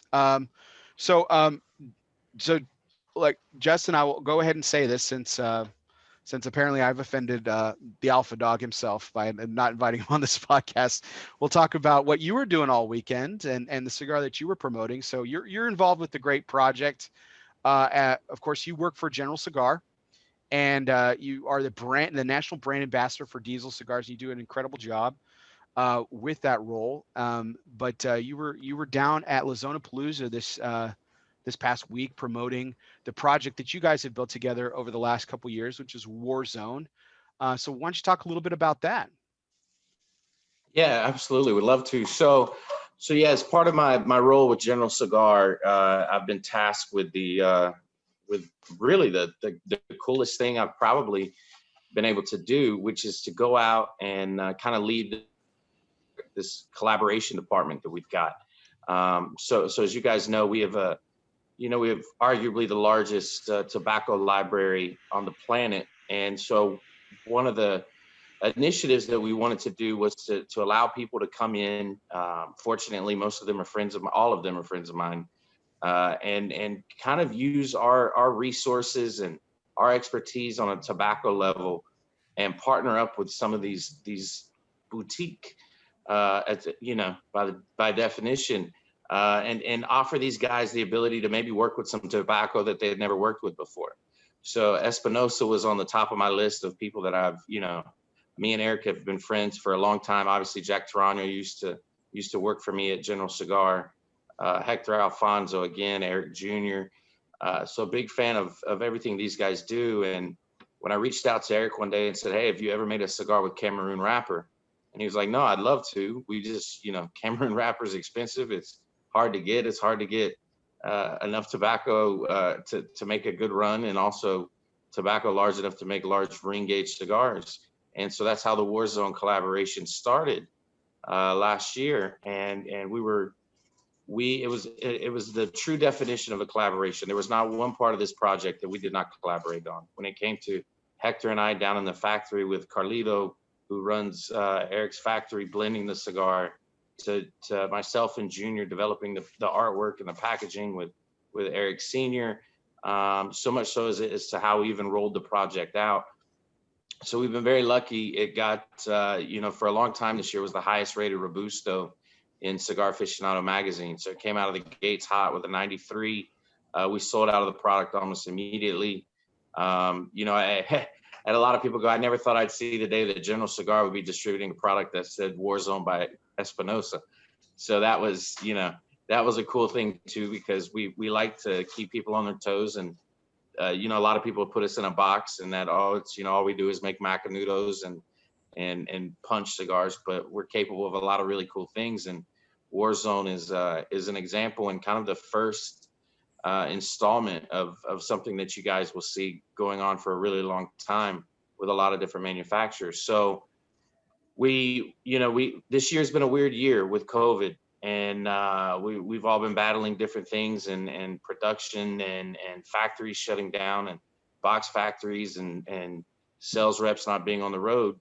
And there's always seems to be a silver lining to anything. And Eric and I got together over the phone, kind of in the middle of COVID, and we're just catching up. And he said, "Bro, I want to run an idea by you." And he and I obviously are both a big fan of traditional Cuban brands and things that kind of take us back to the days of wrap set boxes and things that were, what's inside the box counts more than what's on outside of the box, and before a lot of the social media stuff. And we both were big fans of this process called soft box pressing. And we're basically, before we had molds and before we had presses and before we had levers and all these things, you could basically put a wet cigar in a box and it would kind of form to whatever that unique size or that unique shape inside the box, because it's packed. And you'd say you've seen the box lids with the little nail that you hammer down, and it's kind of a way to pack fresh cigars in a cigar box and kind of let them evolve over time. We've since migrated from that, all of us, due to efficiency and the ability of molds and synthetic molds and things like that. So we, he said, "Bro," he said, "I want to do this," and we're going over the sizes and we're smoking the blends. And the Churchill size really stood out to Hector Alfonso, myself, Jack Tarano. And I was like, bro, but the thing is, you know, Churchills, maybe it's a fault of us as manufacturers. Churchills are not as popular as they used to be. You know, when you go into cigar shops now, you see people smoke Robustos and Toros, and of course, you know, the 660s and the 6x70s and the 7x80s, and, you know, the bigger the better. And this kind of classic, you know, Cuban size, this Churchill, this 6.5x48, is something that's gone by the wayside. And honestly, I mean, even with my new cigar that you're smoking there, Bear, Diesel Esteli Puro, I didn't launch a Churchill size in that. I did Robusto, Toro, Gigante, you know, and it's not because I don't like Churchills, but, you know, you have different Vitolas that the blend expresses itself in a way that kind of maximizes that flavor. And Churchills are not the easiest for that due to the length and the ring gauge. And as we started smoking these and smoking them more and more and talking, I was like, bro, this cigar is too good not to launch, even though it's in a Churchill size. And so I'm hoping that part of this kind of creates this almost a revival for the Churchill size, and people realize that you can get a solid, you know, hour and a half, hour and 45 minutes out of this Churchill size, and it creates such a unique flavor, especially with the soft box press. It's not underpacked, it's not overpacked. There's a perfect balance there. I'm a big fan of box pressed, as you know, in my former life with Lou Rodriguez Cigars. We only made box press cigars. And so for me, this project is near and dear to my heart, because not only did I get a chance to go back and work with these guys again, but tweak the blend that was so successful to fit this one very specific Vitola. And I know you have a lot of guys on here that, you know, oh, I made this and I made that, and it's different things. And it's true. No matter what line you're in, there's, you know, maybe it's the Robusto that expresses that blend the best, or maybe it's the Toro, or maybe there's a, you know, a Figurado. But to go in and work with these guys and develop this blend to specifically fit this Churchill size was a lot of fun. And I'm super proud of this finished product. I can't wait for you guys to get to smoke it and try it. Obviously, not everybody's going to love it. But I think it's something that will really be a huge supplement to the already successful Robusto and Toro that we have in this line. You know, I actually smoked that this morning too. So, you know, as I was kind of joking, well, not joking, in all seriousness, I smoked what ended up being my last Micallef that I had on stand, which was the A, this morning, and then I also smoked the Warzone Churchill that you're chewing on, and I mean, you hit the nail on the head. I love the Churchill Vitola. I've always been a fan of it. I think it is incredibly underrated. I think it's also incredibly lost. You know, from a retail point of view, it's just something, unfortunately, that a lot of smokers don't gravitate towards, which is unfortunate, because it's a great Vitola. And in the box press, what I found from smoking it this morning, Justin, is that what I love about Churchills is the smoke is so cool coming up that chamber. That's right. But with the soft press on this, it speeds it up, but not in an aggressive way. It works really well with that thin Cameroon wrapper, and it imparts so much flavor. And while it does lack that cool smoke that a traditional Churchill would have, it still doesn't take away from the enjoyment that I had of that cigar. It was terrific. Well, and that's part of the thing. You mentioned the nature of this thin Cameroon wrapper, and it is a delicate wrapper. It is, and that's why you don't see a lot of companies with real African Cameroon wrapper, and we've got the indicators on our cigar with the spots and things that you can tell this is authentic Cameroon wrapper. But putting this in a mold and box pressing it is always a challenge. So by allowing these cigars to kind of naturally soft press in that box helps it caters to more of that thin Cameroon wrapper. So it's not a dense box press. It's not, there's not clean lines and sharp edges there. But it's a unique smoke, man. And you know what? It's not the best looking cigar. It's not the worst looking cigar, but to me, it has this, you hear the saying, it's almost kind of like so ugly it's beautiful. Like there's something about this that is so unique to me with the process of the soft box press and the flavor that I couldn't be more thrilled the way this turned out. Well, that's awesome. That's awesome. And I'm as you mentioned, Justin, already, I am smoking the Diesel Esteli Puro, the latest from Diesel, the brand that you represent. But you, as you mentioned, you do so much more at General, uh, doing some exciting projects. I'm really excited to see what you come up with next. Um, Justin, I've said this to you before, and I'll say it again. Ever since you really took over, this brand, and I know you work really hard alongside AJ Fernandez to produce these cigars that you make under the Diesel line. They've been lights out, and and I'll steal a line from you because I know you're probably gonna say it after I stop talking. But I mean, these were great cigars before because they've always been made by AJ. Um, every Diesel cigar has always been made by AJ, but honestly, man, since you took over, it's had a new life. It's done. You've taken it up that level, that appropriate level that it needed to be taken up to, and with all respect to the amazing brands in the General portfolio, because there's some great ones, but I mean, Diesel is as strong, if not the strongest, arguably in the portfolio. And then a large part is to your credit, man. So well done.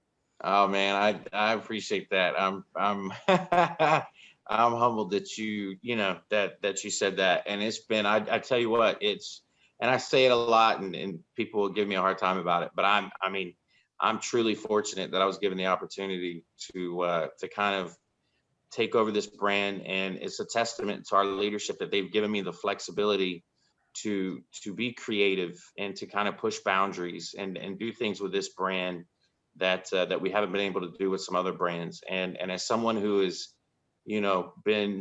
has lived, eaten, breathed this industry for the better part of my adult life, it's nice to finally be in a position to where I can do some of the things that I'd sketched in notebooks back in 2010 and 2011, and those trips to where I would be, dropped off in Nicaragua, and Lou would be there for a week and say, all right, well, you're flying back in 3 weeks, and all the things. It's nice to kind of see these things come to fruition there and use some of that experience and knowledge. And by no means am I an expert in anything when it comes to the cigars, but I love this. I love everything about it, and I learn new things every day. And working with someone like AJ is phenomenal. It's like taking a master class in tobacco, everything from cultivation to the aging process to just seeing how he manages operations. And Esteli Puro,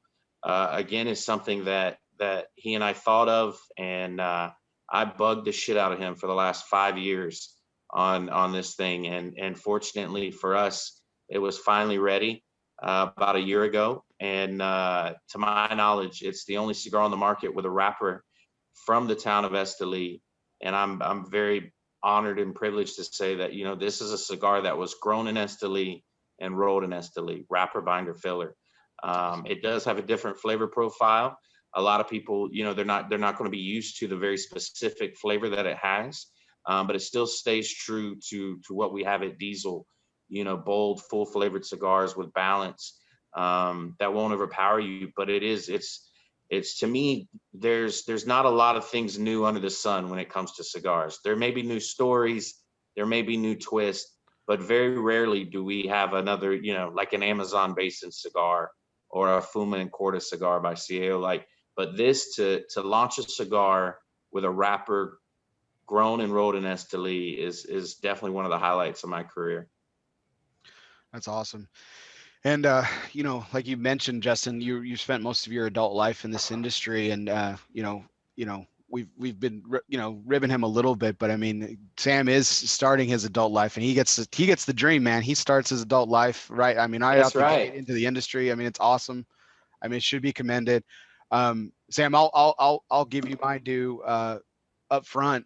Because hopefully I don't mischaracterize your title, but you are the marketing specialist for Micallef Cigars, and I think arguably you guys have done from a marketing point of view, have done the very best work in this COVID era. I mean, really engaging with your consumers, really engaging with your retailers on all different spectrums and levels. I mean, the audible that you guys were able to pull and ultimately execute at the level that you guys are doing, at the level and sustained level that you guys have been going at, has just been awesome. And that's in large part to you, man, because this, I mean, marketing is your baby, and that's what what you've got. So I'll give you the floor now. Talk to me about what you're smoking tonight, and what's going on with what you're doing at Micallef. Yeah, thank you, Barry. So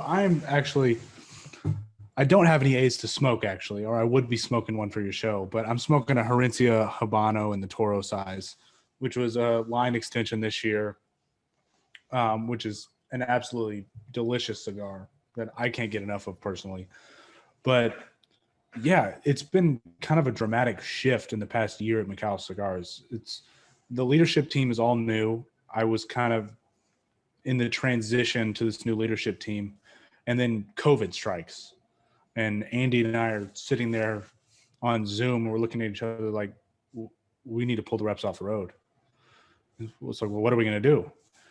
It's like, well, we kind of became TV producers for 3 months, and almost still, to an extent, we're not doing what we did in the peak of COVID when everything was shut down. But it was interesting, like transitioning through this role of marketing specialists, like writing press releases. And I was also helping Andy manage the sales team. And then we're going into 3 shows a day, 6 days a week for a couple months. And Bear, you were one of the first guests on our Off the Record. I think you were in the first 5 of our guests on Off the Record. I think it was definitely in the first 10. Yeah, that was great, Yeah. great show that you guys have been putting on. Brought on some great folks. Yeah, and that one, all credit goes to our president Dan. He came up with that show. I spearheaded our Micallef Madness tournament, where we put all of our best-selling Vitolas in a bracket sales, and then we let our ambassadors fill out brackets and vote on their favorite cigars in a tournament, because we knew that they didn't have this opportunity like they do normally to do this March Madness tournament when they were all sitting at home, a lot of them working from home. And then we followed it up with this show in the afternoon where we wanted to highlight our retailers and highlight them in a way that made them look like heroes, and let our ambassadors know about there are these really cool shops around the country that they probably won't get to walk into or normally see, but they're there and this industry is thriving. And we wanted to highlight them to our ambassadors. And then in the evenings, the show you did with us, Bear, the Off the Record show, is, even as a cigar manufacturer, it's like, it's not weird to have other cigar manufacturers on our show and highlight them to our customers, right? So that's kind of weird, but we're going to do it anyway. And we did this show where we brought in people from even General. We brought in from Espinosa, from Tatuaje. We brought in a lot of the people that we just knew from around the industry. And we really wanted to strengthen the industry as a whole with that show. Like, show people that, like, yes, we are competitors, but really this industry is one big family. But it's been a really wild ride. And then coupled with that, we came out with the Micallef A. The Micallef A was a cigar that we initially launched earlier this year as the to be named, because we didn't have a name for it. And we thought, who better to name this cigar than our most loyal consumers, the ambassadors. And we let them name the cigar and nominate names. We had a lot of fun with it. We had all kinds of shows about it. They put forth their name ideas, and we thought, well, we'll let them vote, and we got to go through some vetting, because a lot of names are trademarked in this industry. And they wanted to name it after themselves, of course. They wanted to name it the Ambassador. It wasn't a name that we could legally use. And so we decided, well, we're going to name it the A.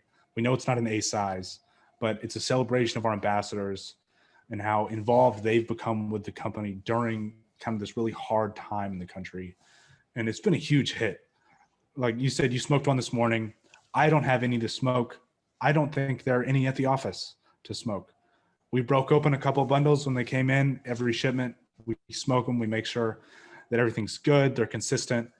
And usually what happens is Al Micallef comes in, takes the rest of the bundle, goes home, and then we ship the rest out to our retail partners. And that's it. We don't have any to smoke, man. I wish I could smoke more of them. I enjoy the cigar, even though I'm not a typically a 54 ring gauge smoker or a Churchill smoker. I do appreciate the size, but normally I stay in the Corona range. But it's been a wild ride with that cigar. It's the first cigar that we've really launched since I became more on the marketing team, and it's been a wild ride. It's been a lot of fun. I wouldn't do anything different, honestly. It's even in a very hard year, it's been a very good year for Micallef, and we are very excited to get through this and really grow as a company and do a lot of cool things in the future. That's awesome. Yeah, it's I put it right up there. I'm a big La Experiencia Crema guy. But I think I mean it very well might be the best cigar you guys have ever made. It's that good. And it's also very approachable when you can get it. Like you said, you ship them out and they've been selling out like crazy, which is great for you guys. But it's very approachable in price, and I mean, what a great way to honor the people that drive your brand, right? I mean, that's awesome. I'm gonna put you on the spot here, because I was gonna wait till we were off the air to just plug this, but he'll never ask, and you probably wouldn't ask him, so I'm just gonna hook you guys up. You need to have Justin Andrews on Off the Record, because he's a great interview by himself. And the only reason Justin was on my show before, great interview, as I mentioned. But I think he was so excited about this show because for the most part, we weren't going to talk about cigars. So he was really jacked about that.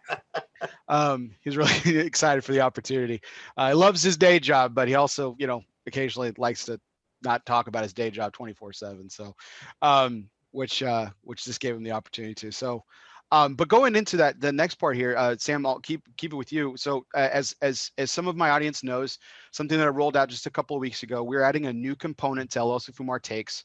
And every week we're going to be highlighting a charity or nonprofit of my guest choice. Now, today I have two great guests. And so I put the question to both of you guys, what charity or nonprofit do you want to highlight and try? And we're going to try to raise money for both of them. And I put it out earlier this week in the ads and everything. And Sam, you chose a great charity. I love this charity, and I'll let you talk a little bit about it. The Wounded Warrior Project.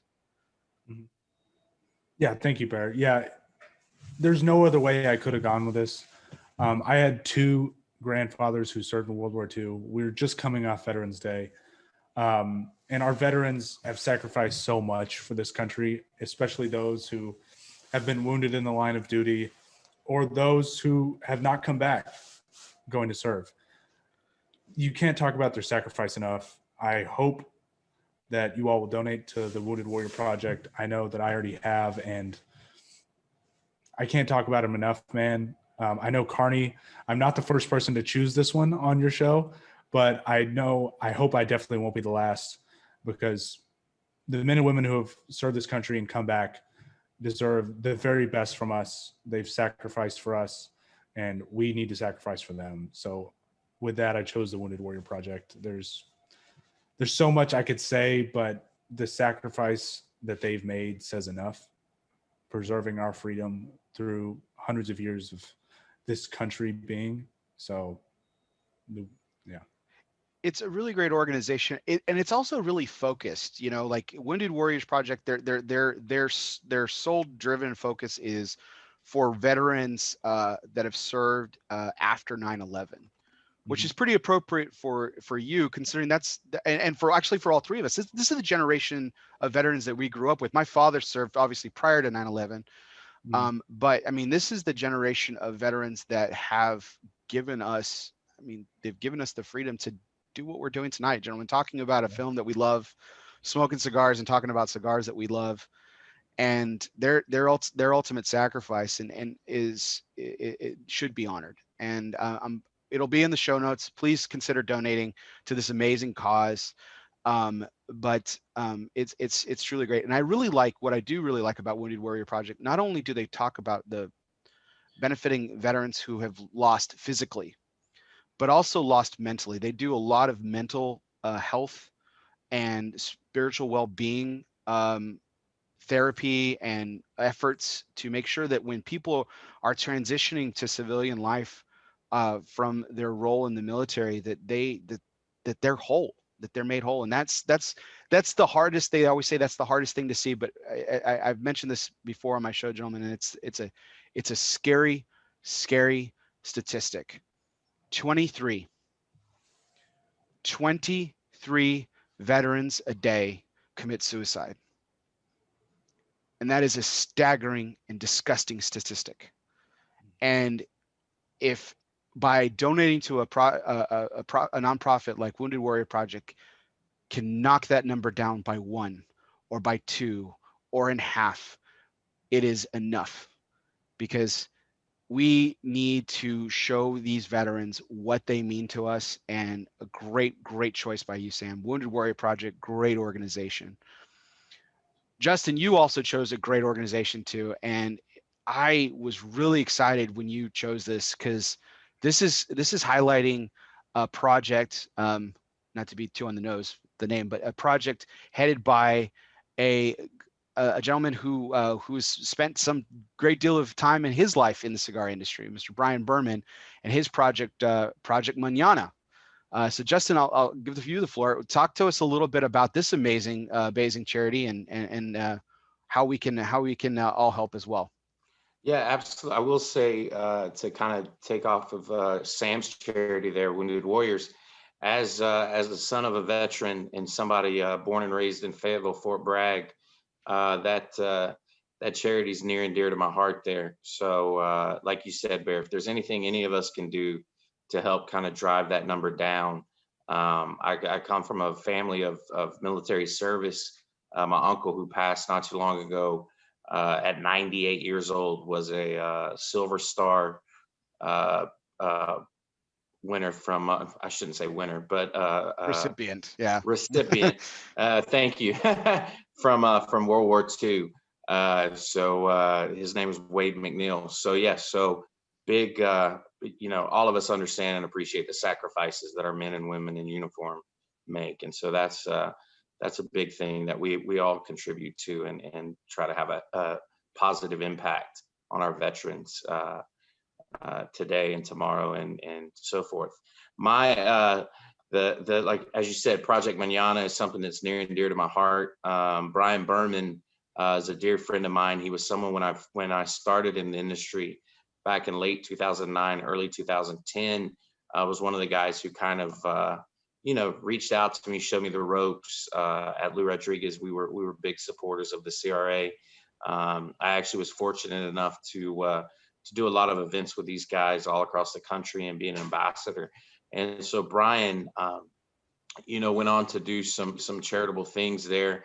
And his wife is from the Dominican Republic, and with her and himself and his family, they started Project Mañana. And what they do is so important because they provide opportunities to kids there in the Dominican Republic for education, for healthcare, college prep courses, things like that. So they not only do they impact the lives of kids that are K through 12, but they also have charitable contribution to kids that leave the Dominican Republic and go off to study in the United States or choose to go to university there in the DR. So Project Mañana is something that's it's been around for, I believe, around 7-8 years now at this point. 10 years. This is their 10th year.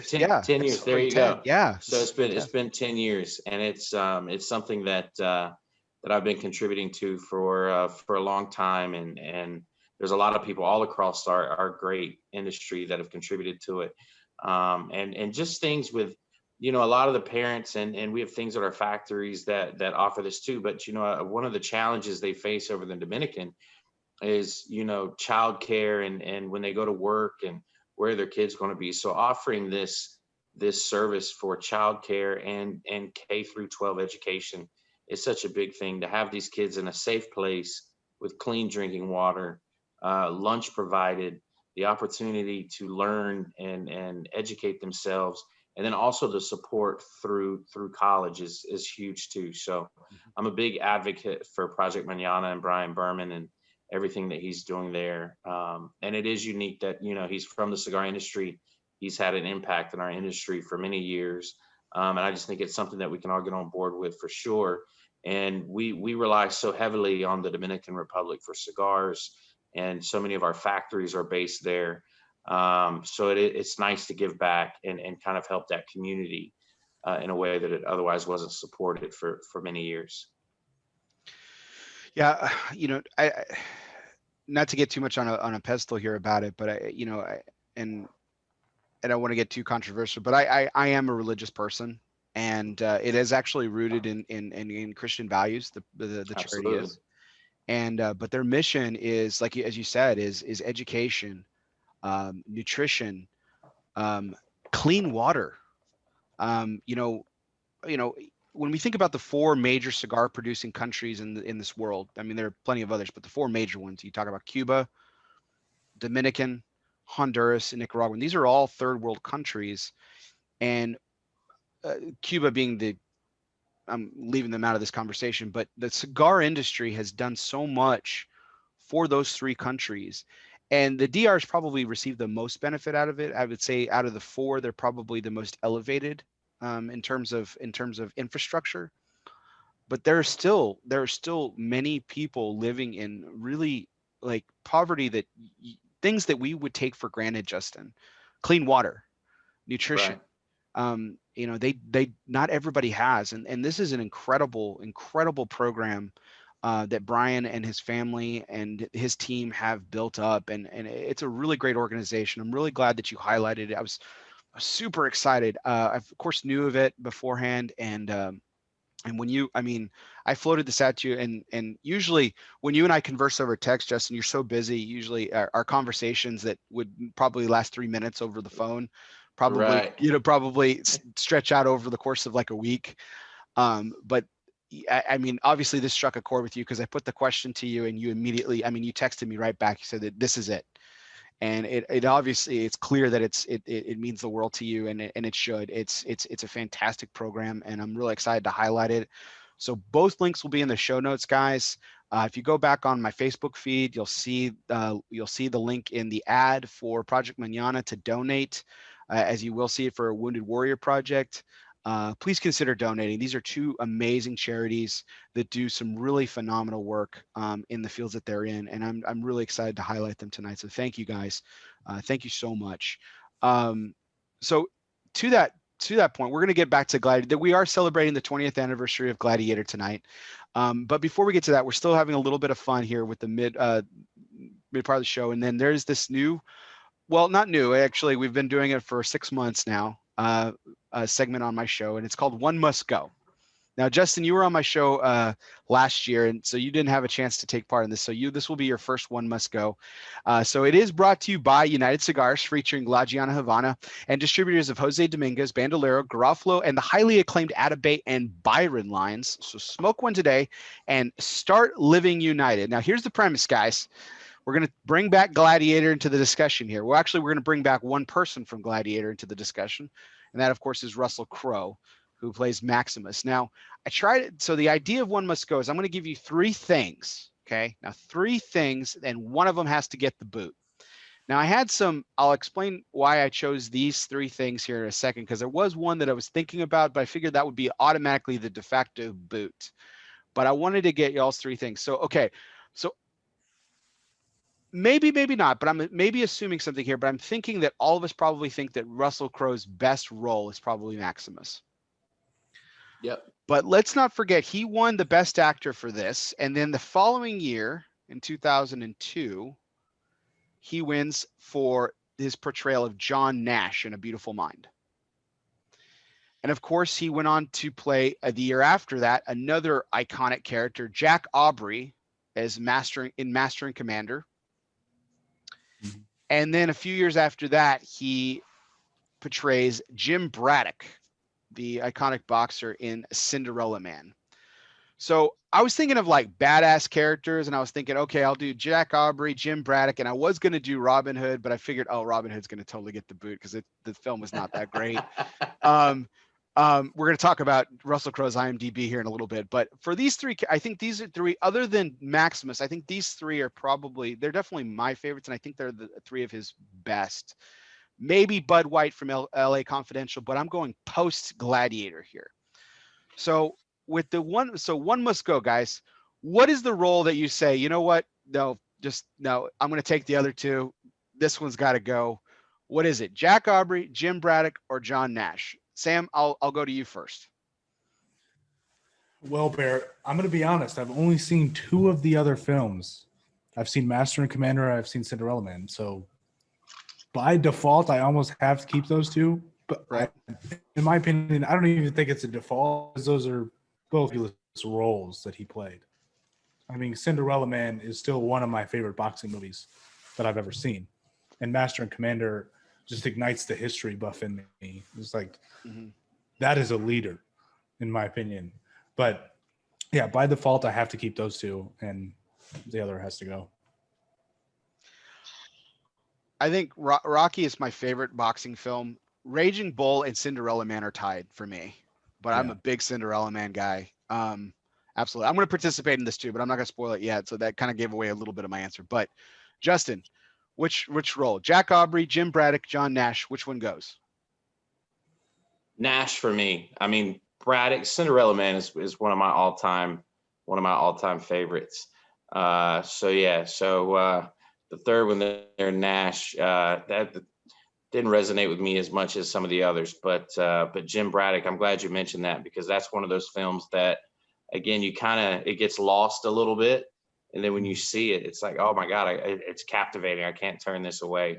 And one of my favorite parts from that movie is like how all of a sudden during the Depression he developed a left hook, which it's one of the great scenes of that movie. So yeah. Yeah, I was down on the dock and I couldn't use my right, so I started using my left. That's right. Oh man, great! I think it's a great film as well. So my choice. This is gonna be a unanimous, guys. I think that while Beautiful Mind is a great film, and I thought his performance was, I think his performance as John Nash really showcases that Russell Crowe isn't just an action film star, and he doesn't have to be this badass guy. He has a lot of depth to his skill, and he is a really great actor. And I think in a lot of, we're going to go over his IMDb here in a little bit. But I think what he's kind of pigeonholed a little bit, but I think what John Nash does show is the breadth and scope of his acting chops. John Nash has definitely got to go for me. But Cinderella Man and Master and Commander, just 2 great films and 2 exceptional roles. So, well, gentlemen, thank you so much. I'm not terribly surprised that we're unanimous on this, but I didn't know if one of y'all was going to throw me a curveball there or something, but I think it's absolutely resounding. So that was our One Must Go, and it was sponsored by United Cigars. Smoke one today and start living united. Of course, they are available at your local retailer, and they're featuring La Giana Havana, distributors of Jose Dominguez, Bandolero, Garofalo, and the highly acclaimed Atabey and Byron lines. So smoke one today and start living united. So gentlemen, let's dive into IMDb's here real quick. And I want to just read off, we were just talking about some of Russell's roles here. I want to read off this run that Russell Crowe goes on, okay? And so it starts when we kind of see him for the first time. He goes toe-to-toe with my favorite actor in 1995, Virtuosity with Denzel Washington. 2 years later, he's in LA Confidential with Bud White. John Beebe in Mystery Alaska in 99. Same year, he puts on 40 pounds of not muscle, fat in The Insider. Loses that 40 pounds, buffs up. Apparently didn't do anything. He just went to work on his farm that he owns in Australia. For Gladiator, Proof of Life later that year, Beautiful Mind, Master and Commander, Cinderella Man in 2005, 2 years after Master and Commander, A Good Year, 310 to Yuma in 2007, American Gangster also in 2007, Body of Lies, State of Play in 2009. Then the wheels, I feel like, start to come off. 2010, he does Robin Hood, The Next 3 Days. And for all of you musical fans out there, he is apparently an accomplished musician, but apparently a lot of people had beef with the fact that he was Javert in Les Miserables. And then Noah in 2014, and then he's had some other roles up until now.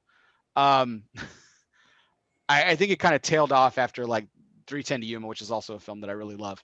It kind of took a deep dive, but look at that run, guys, from 1995 to 2007, ending with American Gangster and 310 to Yuma. Like, It's a hell of a run. right? So we could probably go back. I think Denzel Washington has something very similar. Like if you want to go further back, Al Pacino, Robert De Niro, Tom Hanks, where they're just like batting 1,000 for a few years in a row and stuff. But I mean, this is up there, right? I mean, I just named some of the greatest actors of all time. I mean, this is right up there with some of those runs, right?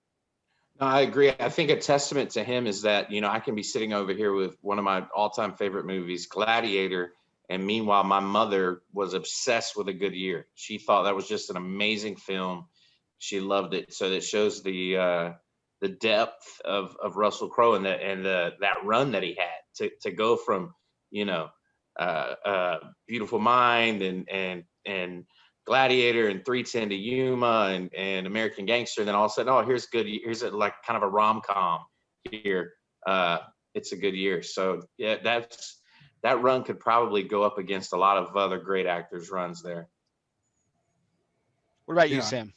I agree. I mean, even you mentioned like Robin Hood, not great movie, but what's the one redeeming factor?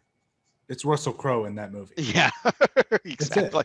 Like you watch that movie because Russell Crowe is this badass hero. That's it. That's the only reason you watch that movie. But yeah, it's an incredible run, man. Like it rivals a lot of some of the best actors in cinematic history. That with like 7-year run he goes on of just phenomenal films. So a different resume, right? I'm going to shift over to another character that we've been talking a little bit about tonight, but a different resume. But, for the most part, like you could kind of see Russell Crowe's greatness coming with a couple of those precursor roles before Gladiator. Like I think LA Confidential, I think is Bud White, I think is one of the best films you talk about, because Russell Crowe actually is not a big man, which is shocking when you look at when you watch Gladiator and then you see him portray Bud White in this film. And he actually read LA Confidential, the book, and it turns out Bud White, the character Bud White, is actually the biggest man in the story, like physically. And Russell Crowe is 5'11". He's average size. He's average build. He's ripped in Gladiator, but he's not like Gerard Butler 300 ripped either. Yeah. But what he did for LA Confidential was he actually rented an apartment that was really tiny and lived there for like 6 months preparing for the role so that he could feel bigger. And so when he walked on the set, he could feel like he owned the presence, and he really did. Like he's shorter than like a lot of people in that film, and he's shorter than a lot of people in Gladiator. Like the scene when he's coming down the elevator after the Battle of Carthage, right, in the elevator, and everyone's cheering his name, Maximus, Maximus, after he's revealed himself to the Emperor, and like his Gladiator team is behind him. They're all bigger than he is. But yet they're following him because he's just this larger than life leader, and man, it's just incredible performance. We're, like I said, getting back to it. But interesting enough, going back to another resume here, from obscurity. So now today, Joaquin Phoenix is a household name. Mm-hmm. But for a while he was just River Phoenix's brother. Right? That's all he really was. Yep. But obviously, like Joaquin Phoenix is a household name. Now, like, did you again, Sam, just to use your age here, but did you even know who River Phoenix is? Like, nope. Okay. So, no. But like that was him for a while though. That was Joaquin Phoenix's claim to fame, is he was River Phoenix's brother. That was it. Mm-hmm. And so, going up to Gladiator, he was in Inventing the Abbots, a nice little, throwback era, coming of age tale in Inventing the Abbots. Clay Pigeons, 8mm. Cool film. Good movie. Yeah. And then he does Gladiator and the performance of a fucking lifetime, right? World's most reviled villain. He just jumps off the screen and he's just insane. Then he does Quills, which we found out gets, Jeffrey Rush got nominated for that. At the same time, he was filming those simultaneously. Then he does Signs, another kind of goes into the weird role, starting The Village. Okay. Hotel Rwanda. Great movie. Right. Johnny Cash, Walk the Line. Epic. Ladder 49. We Own the Night. I think an underrated performance by him. And an underrated film overall. The Master, you want to talk about fucked up roles, right? In 2012. And Her, I mean, we're starting to get into that weird stuff, right? Yeah.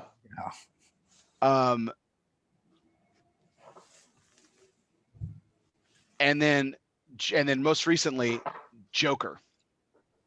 Right, full circle with that whole Heath Ledger discussion we had earlier, right? Yep. I mean, it doesn't even compare to Russell Crowe's resume and that run that he had. But I mean, what an interesting launching pad that Joaquin Phoenix used Gladiator for.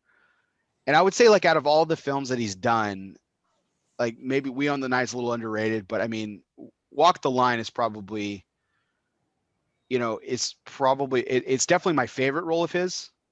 He's my favorite. That's my favorite character that he's ever portrayed.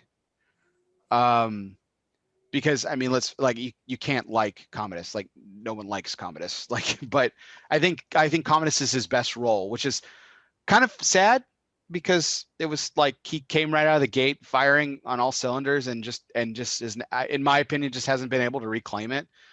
But he's catapulted into this interesting career of these just weird roles, and it's interesting, right? Like, I don't know. Like, Sam, what are your thoughts? It is really interesting. Like, he's kind of become this guy who plays like you said, these really weird roles in movies. Even like Commodus, even historically, this dude was off the rails and a weirdo 2,000 years ago. He plays him. He comes in. He plays a phenomenal Johnny Cash. He's not this kind of off the rails weirdo. And then he comes in and plays the Joker years later, which is like the epitome of someone going off the rails.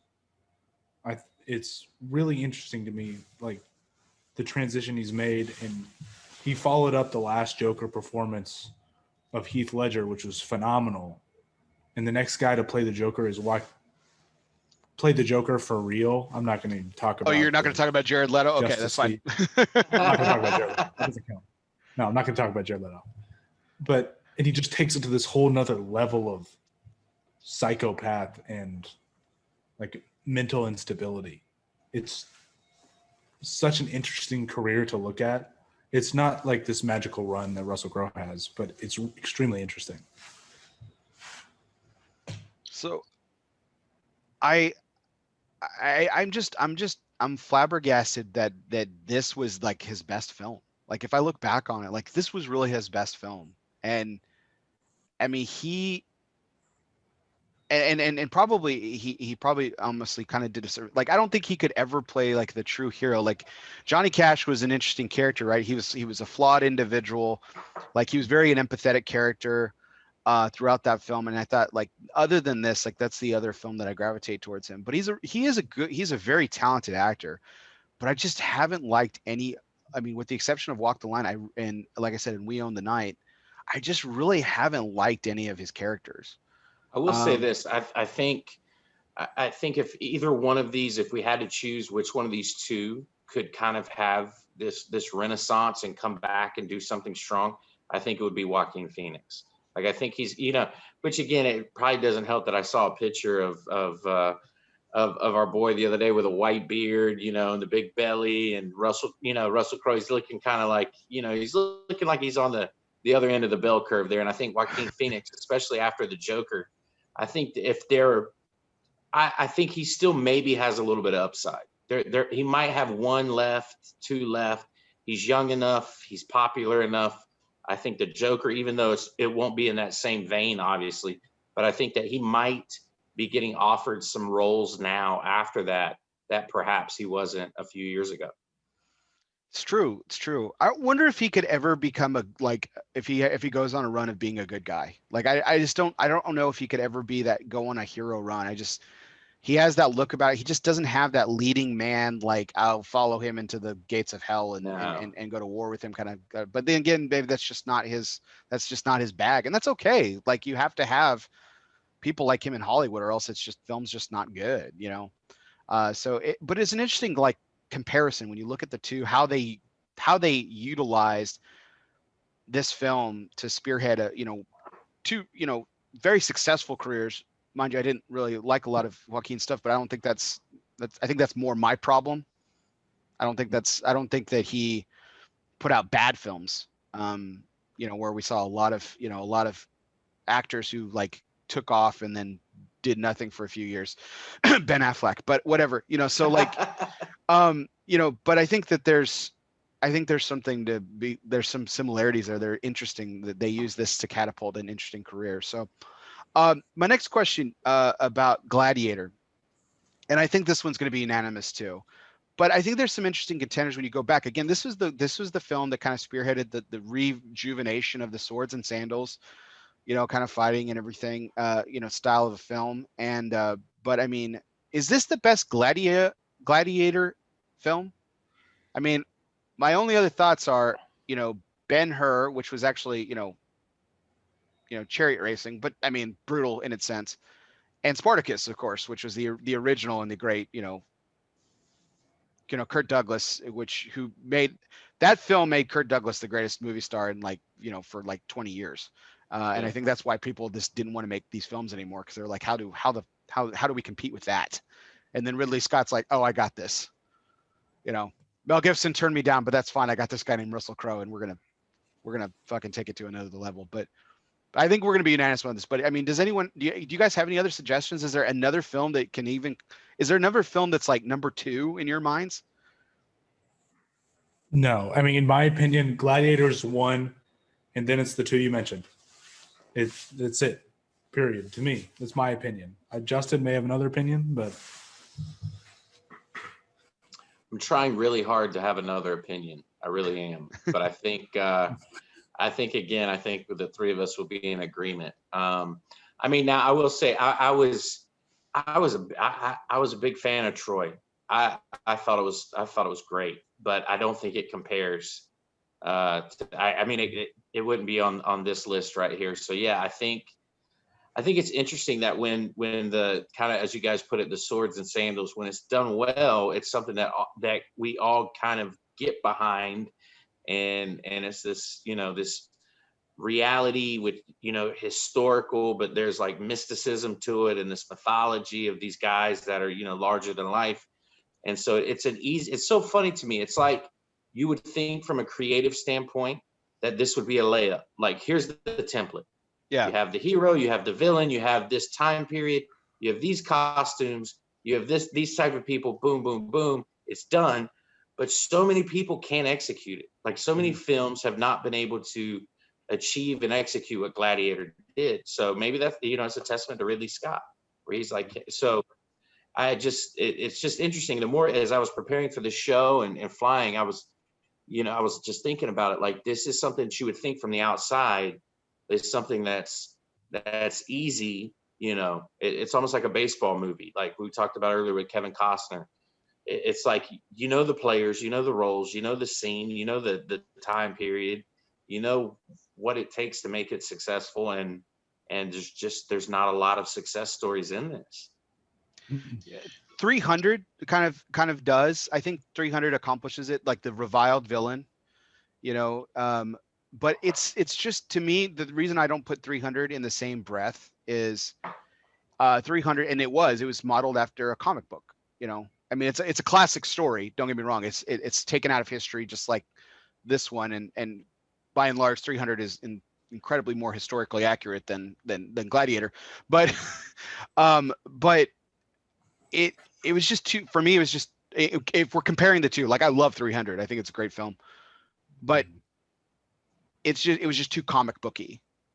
It falls more in the category of like if we were having a discussion about greatest comic book movies, you know, all the Avengers and the Spider-Mans and Supermans and Batmans and all that other stuff, like I'm like I'll freaking throw 300 in there and I'll ride that one all the way to the top. But I same era, yes, but I just think it has too much of a modern twist to it, too comic booky to be put into this to what the question that I'm posing right now. You guys agree with that or disagree? Or I mean, I disagree with part of your sentiment. I do not like the movie 300.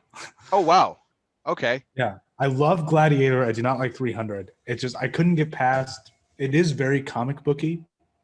Some of that, it's based on a comic book, which is based on Greek propaganda, which is based on history. So it kind of goes through this channel of making like the 300 Spartans seem absolutely legendary when historical fact, there were not just 300 men there. There were in the thousands. And it's like they weren't fighting in their underwear. That wasn't a thing. Like they weren't that macho. These were like some of the most heavily armored men of ancient times who stood in this pass. But yeah, I don't think there's any comparison to Gladiator in the modern era. Absolutely not. Like you have to go back 80 years to Feels like Spartacus. it. Yeah, I mean it's a long time. Yeah, I mean Spartacus. I mean, yeah, Kurt Douglas's character in Spartacus is just incredible. It's an incredible performance. It's an incredible film. But I still like Gladiator. Go ahead. I also find it interesting that there was a whole workout culture that was spawned off the movie 300, and yet you can't Google Gladiator workout. So Right. The Spartan workout and the 300 was again coming from Fayetteville, Fort Bragg. A lot of my in the armed forces there.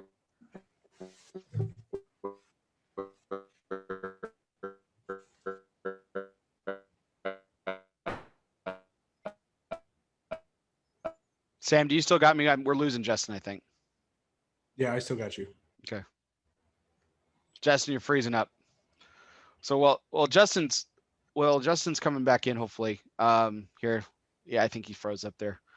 Justin, if you can hear us, you gotta pop back out and come back in. I think.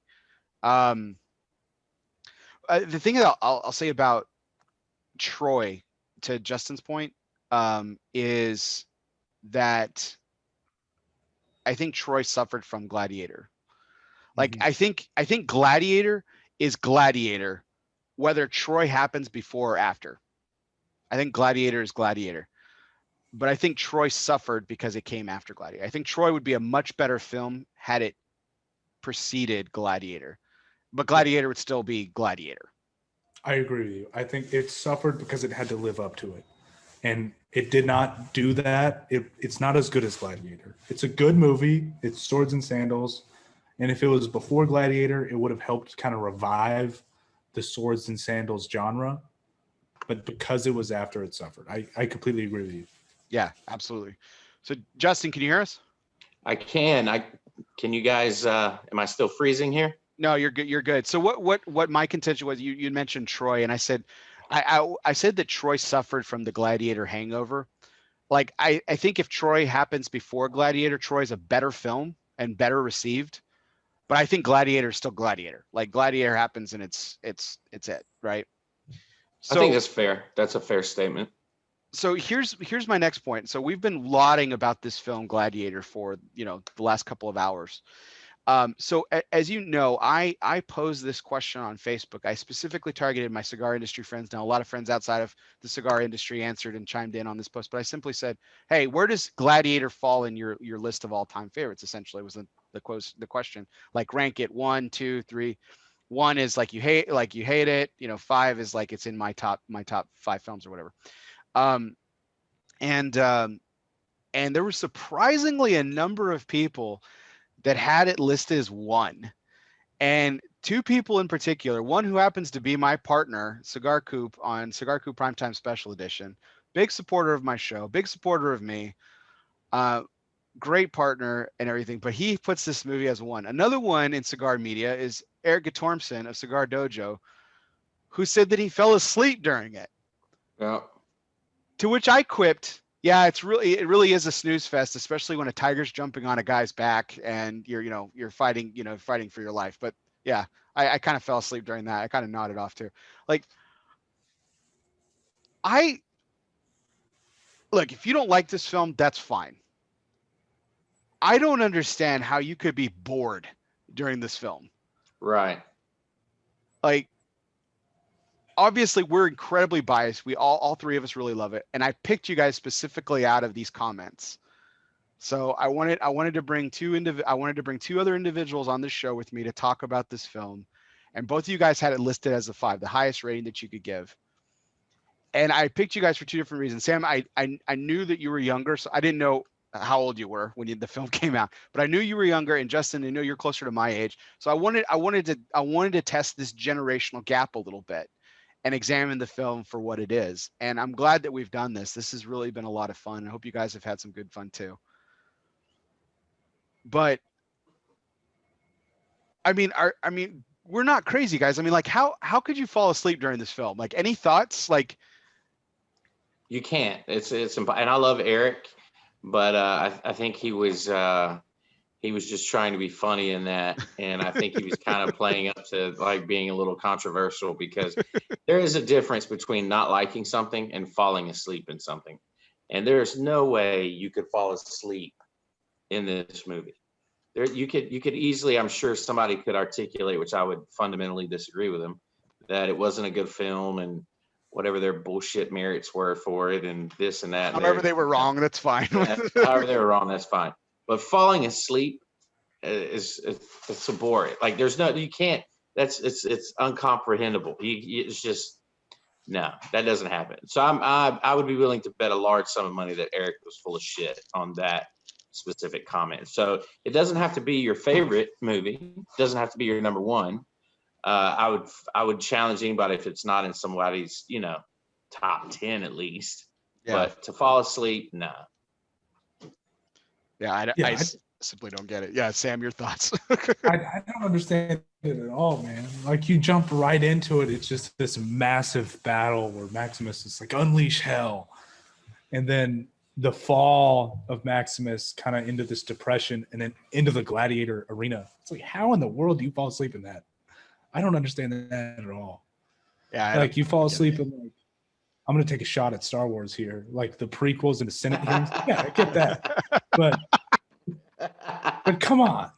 That's not in this movie. There's no like a long sustained period of like, oh, boring dialogue. It's nonstop action and plot development with like, even in the biggest gap of the film where there's not a fight. It's like they're planning a coup. Right. To overthrow an emperor. Yeah. The greatest empire in the history of the world. Yeah. This is boring shit.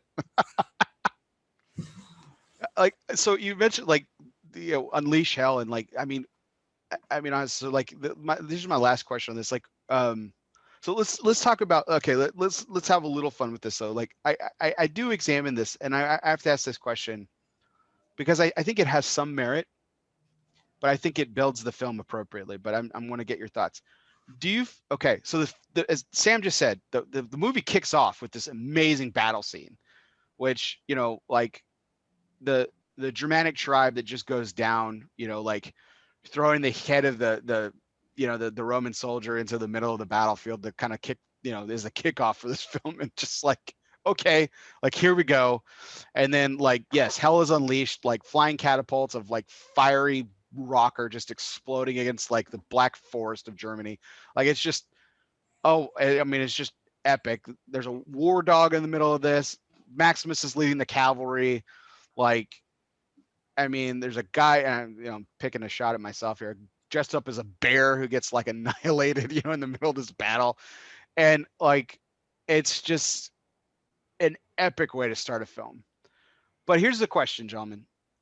Do you feel that the fight scenes get progressively less exciting as the film goes on?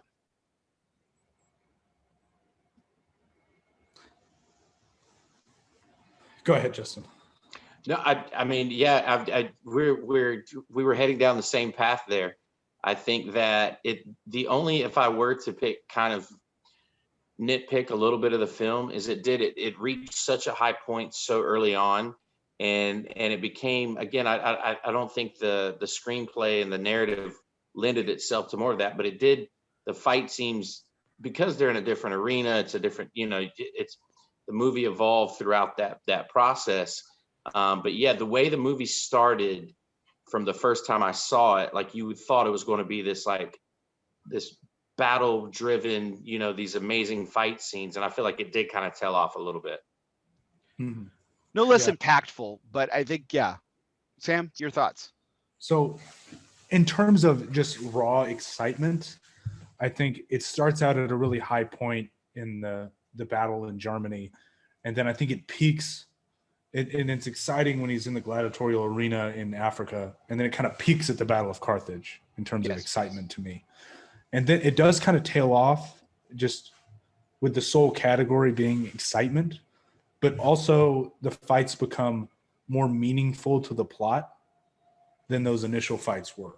Right. Like the Battle of Carthage is extremely exciting. It's like, yes, for the plot, it's like they were supposed to die there and lose. But in the next fight, he defies the emperor by not killing the undefeated champion. And then in the next fight, he kills Commodus. It's like they become more and more meaningful as it goes on, but they do become slightly less just cinematically exciting, in my opinion. Yeah, I think that I can see that point to it. Like they lose that gravitational pull, if you will. But like you said, they lend so well to the plot. Like there's so many scenes. We're gonna get to favorite scene here in a second. We have one more fun category, but like there, every time one of those battles or matches kicks off, like it's must watch TV. Like if that shit's on TNT and like Tiger Seagal comes rolling into the Coliseum on the chair, you're like, fuck it, I gotta watch this. I gotta watch him like throw a shield into this guy's like ironclad face mask and then stab him in the foot with his own battle axe. I mean, while by the way, while a tiger's on top of me, dying its last breath, he's just trying to maul me to death. Like I'm hooked. I'm hooked every time. I'm hooked every time he pulls out a sword. Like every single time. Like it doesn't matter if it's less exciting. And I think we talked about Jason Isaacs in The Patriot earlier, but what a great 1-2 punch in the terms of cinema in the year 2000 of like arch villains dying by a fucking dagger to the throat. Like this is a great 1-2 punch. Like Jason Isaacs going down, Mel Gibson just with a bayonet that's like rusted out and on fire practically in the middle of a battlefield, and he stabs him through the throat. And then I'm gonna end this Roman emperor's reign by just like taking his own knife, and even though I'm like dying a slow and painful death, with that same dagger that kills Maximus, he turns around and kills him with it. I mean, it's Shakespearean at its best. It's just awesome. All right, so last question, this one, and then we'll get into nitpicks. Justin mentioned one all this already a second ago. So the answer is, I'm answering for everyone on this. We would all follow Maximus into the gates of hell. Like there's like no doubt. The guy would ask me to do something. I'd take on Mike Tyson for Maximus, man. I would just do it. Like prime Mike Tyson, not Mike Tyson now. I would fight Mike Tyson like pre-ear biting, like late 80s, like Iron Mike, who would just like put you to sleep. I would take him on if Maximus asked me to do it. Like I would follow him to the gates of hell. Iron Mike's looking pretty good these days, man. So I don't know if I could take him on now, but you're right. I would Maximus could inspire, I guess, no fear. Oh, if he tells me to run through a brick wall, I'm starting to sprint before he finishes the sentence. I think we're all fortunate to work with some really great people and work in some great organizations with some really great leaders. And I think that what Maximus exemplifies in this film, and we already talked about his stature, right? he like just in that opening scene when he's like riding through the trench and he's also like walking and talking to some of his men and like they all stand up when he walks by. And even after the battle's complete, Marcus Aurelius says, he's like, hey, they honor you, Caesar. He's like, no, Maximus, they honor you. And when he raises his sword and like just the roar of his army and like he's just this incredible leader. And like even later on, like after the battle and they're in the tent with the politicians and the senator, Falco asks him, where do you stand, General, Emperor, Senate? He says, well, the soldier has the benefit of looking his enemy in the eye. Like he's human. He's very, he's very, it's not even likable. He's lovable. Like you love this man, you love this character, and you would follow him anywhere. I mean, for Russell Crowe to be able to portray that and capture you that way so quickly is a testament to how great the script is, how great it was shot, and of course his acting performance. I mean, it's just awesome. So this is another fun category, guys, and then we'll go into favorite scenes to kind of close this out. But this is something fun. So biggest nitpick in the film. So I'll kick us off. Justin already mentioned one. Okay. But we all talked about how Commodus is like the most vile piece of shit like ever, and like has no like first 15 minutes like kills his dad, NDB, no big deal. Like just kills his father. After his father's like begging him for forgiveness, his father is like ultimately doing the ultimate sacrifice. He's giving Rome back to the people. He's asking his son, who he knows he's been a shitty dad, and he says, your failure as a son is because of my shortcomings as a father. Like, you have nothing to be sorry for. This is all my fault. And then he freaking kills him. Like, I mean, just ruthless human being, right? So he asks Maximus for his loyalty for a second time in this already in the short film. Maximus doesn't give it to him. And then, so he tells Quintus to go kill him. Why doesn't Commodus just kill him in the fucking tent? Right. He has no qualms about killing his dad, suffocating him against his own stomach. Why doesn't he kill him in the tent? Second part of this is, why in the holy fuck did no one actually check to see that the assassins came back from doing the deed? It's the worst part of this film because it's like, wait, and because like later we see him in the arena, he's like, my name is Maximus Decimus Meridius, and Quintus is like shocked to holy hell, like, dude, you piece of shit, you knew he was alive, man. Like, you knew this was gonna happen. It's freaking Maximus. Think he's just gonna go off in the sunset and just die? No. You took the words right out of my mouth. That was, to me, that was the biggest miss right there, is when Quintus is looking shocked. And I'm like, motherfucker, of all people that should not be shocked, it's you.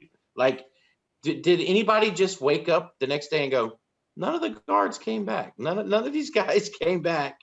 Yeah, so that was a big miss in the film's part. That's how expendable they were. Oh, like, we're gonna send these 5 guys and who gives a shit if they come back around? Well, like, perhaps they starved on the trail back, or maybe perhaps they were eating. It was cold and they couldn't kill their game. The frost makes the blade stick, so they couldn't kill an animal to eat, so they starved to death in the wilderness. Yeah, winter was upon us, and that was the big miss on the film to me. That those 2 scenes.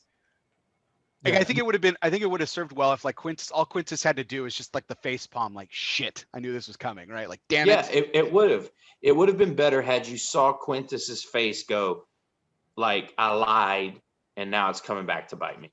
Yeah, like, and that would have been much better. How does Quintus survive that, right? Commodus is fucking killing everybody. Like, how does he survive, right? Like, Sam's over here, like, yes, like, we're taking Sam's thunder here. Sam, I'll let you chime in here. Like, everyone in the movie dies. And Quintus makes like stupid decision after stupid decision, and he actually survives the movie. Yeah. It doesn't make any sense to me. It's like, yes, he sides with the emperor over the general he served for years at the front lines with and whom he loves. Okay, stupid. Sends his guards out to execute him. Guards don't come back. Maximus clearly survived. Oh yes, he's dead. He's dead. Emperor, the job is done. And then at the end, then he's surprised that Maximus is alive. It's like, why are you surprised by this? And then at the very end, like in the final fight scene, Commodus yells at him, "Give me a sword, give me a sword." And Quintus tells his men to sheathe their swords. It's like, you're betting your life again, because if Commodus wins, you're a dead man. Yeah. Like, you're betting on the guy that you watched the Emperor stab, who's kind of delusionally walking around the arena at this point. And this guy survives the film? Yeah. That's such a What? good point. It's like, how? But that's not my biggest nitpick with the film, ironically. Okay, what is the biggest nitpick? I'm a big history guy, and this movie is like this mishmash of real historical figures and then stuff that's completely made up. It's like Marcus Aurelius, real Roman emperor. Commodus, real Roman emperor, his actual son. Both of them really portray who they were in history.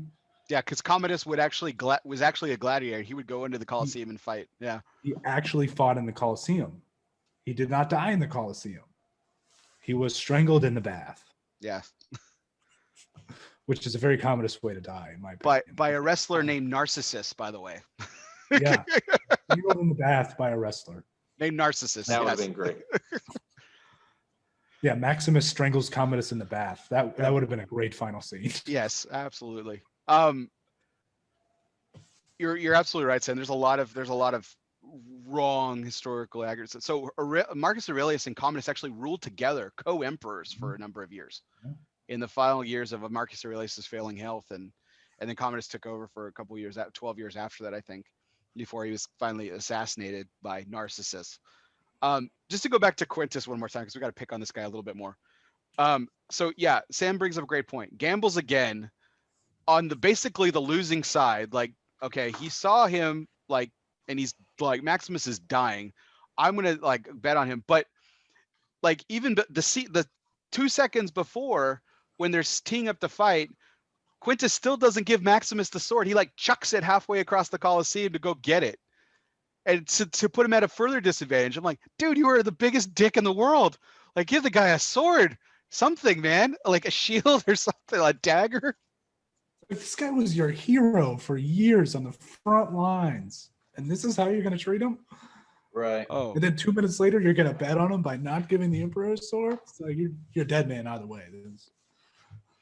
so what the scene that we don't see is after they carry Maximus out of the arena, like Maximus's gladiators probably just like strangle Quintus and like an angry mob, just like That is the one scene that's missing. Is Quintus should have had some like justification. Something should have happened to that redemption is not enough. I'm sorry, Quintus, you're going down, buddy.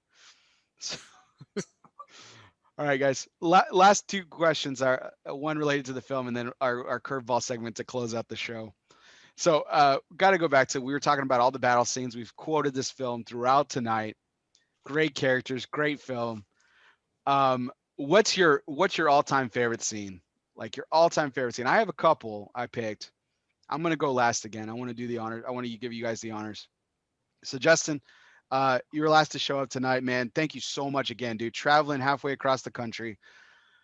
Your first location's not even available. You sprint home to sit and on a Zoom with us and chat about this amazing film. Man, what's your favorite scene? What is it? like you, I've got a few. So again, you know, the last scene where the little figurines are getting buried there, and our boys saying, not yet, not yet. That's an impactful scene to me. Again, when Maximus is in the ring, taking his last couple breaths and communicating his last things of direction there, that was a big scene. Those are more of the positive scenes for me. I think from a emotional standpoint, on a more of a heartbreaking negative thing, is when he returns home to see his wife and her ultimate fate there, and to see the burning ground, and that was something that was, again, not like the other two scenes I mentioned, but that was something that I think was was really well written and impactful. And then I think ultimately, if I had to pick my favorite scene, it's when, and I can't even comprehend being in this scenario, but when he's sitting there being told that his son, you know, cried like a girl at the end, or whatever the exact line was, and that your wife moaned like a whore, for him to have the strength to sit there and not do exactly what they were expecting him to do, and to just let emotion override all of his logic, but for him to have the discipline and the fortitude to go, this is not the time that I'm going to exact my revenge. Like, to me, that's probably my favorite scene of the movie.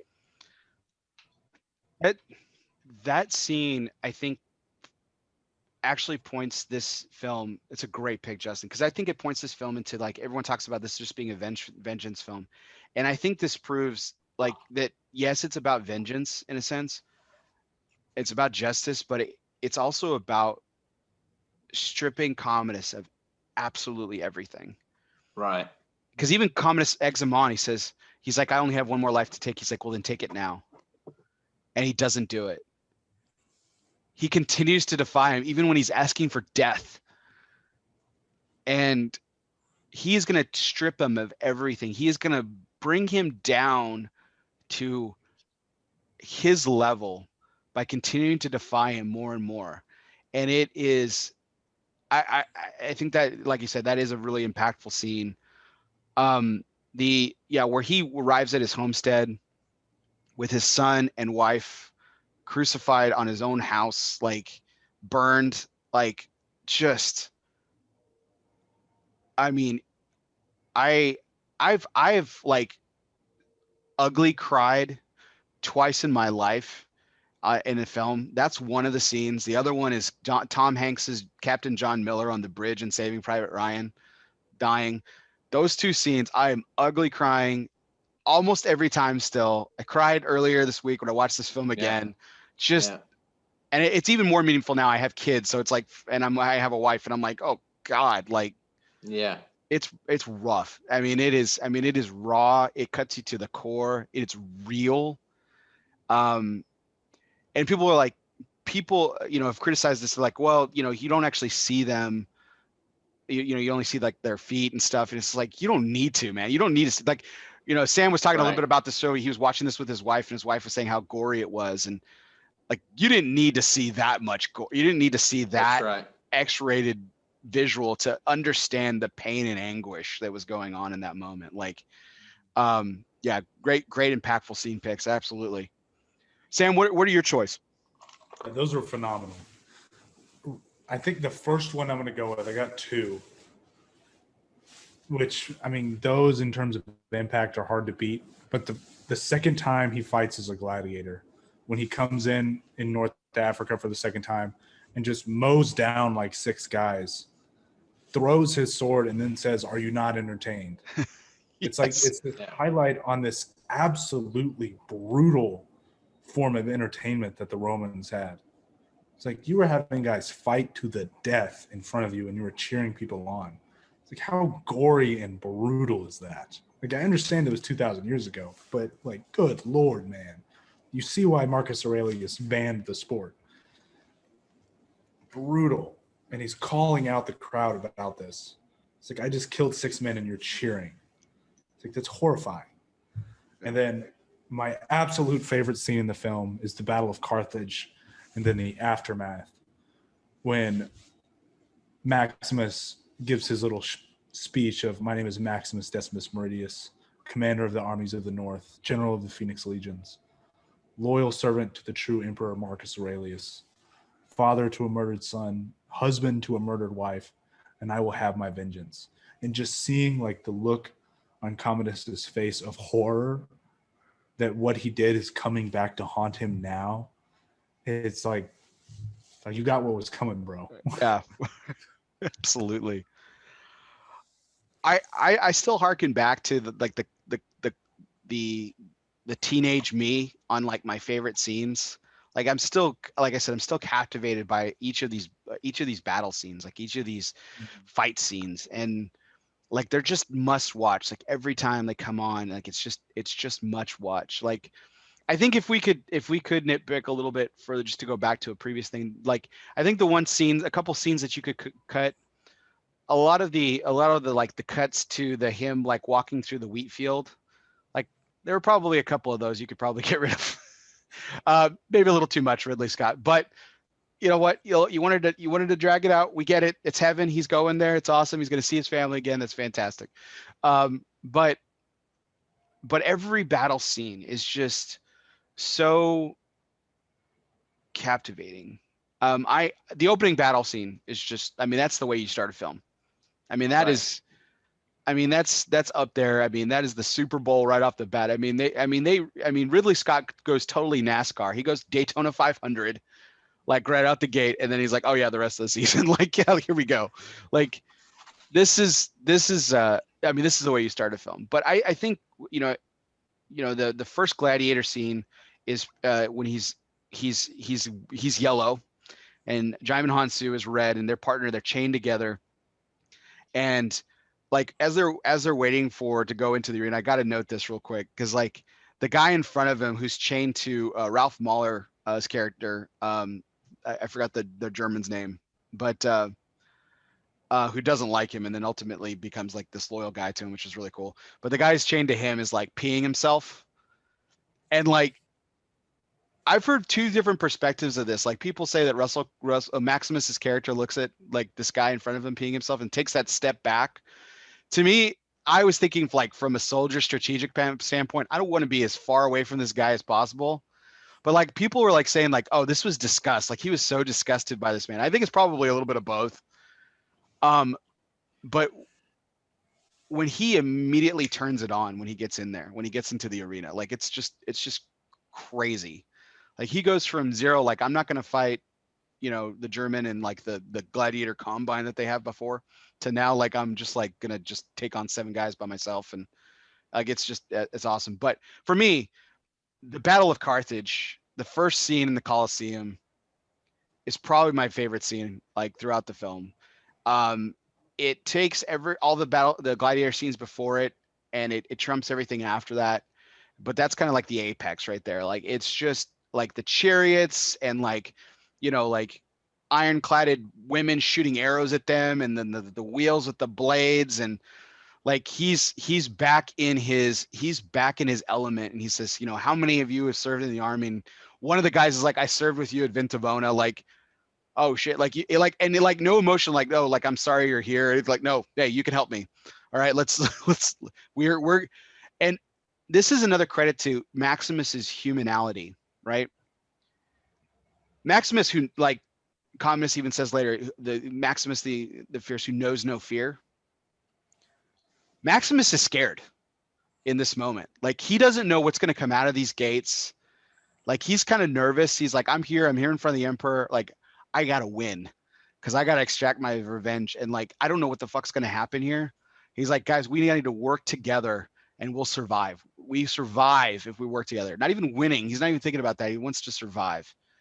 And he pulls this band of gladiators together in a moment's notice, and gets them to execute like flawless military execution, which some critics may like nitpick at it. I don't care. It's fucking awesome. It's great. It is like I think it's like a 7-minute scene. You're just like, you're glued to your phone, your laptop, your iPad, your TV. In the theater, it was so awesome. Have you guys seen this in the theater? I have not. I want to. Yeah, would go see it in a heartbeat. Yeah, they need to bring this back. This would be great in the heartbeat. So Battle of Carthage for me is just awesome. So I think that's my favorite scene. So awesome. Gentlemen, thank you so much. Thank you so much for doing this. I got one last question to close out our night, but I take this time tonight to say, like, guys, it's 12:30 at night for me and Sam. It's 1:30 in the morning. Justin, you're exhausted. You've been doing your work all week long.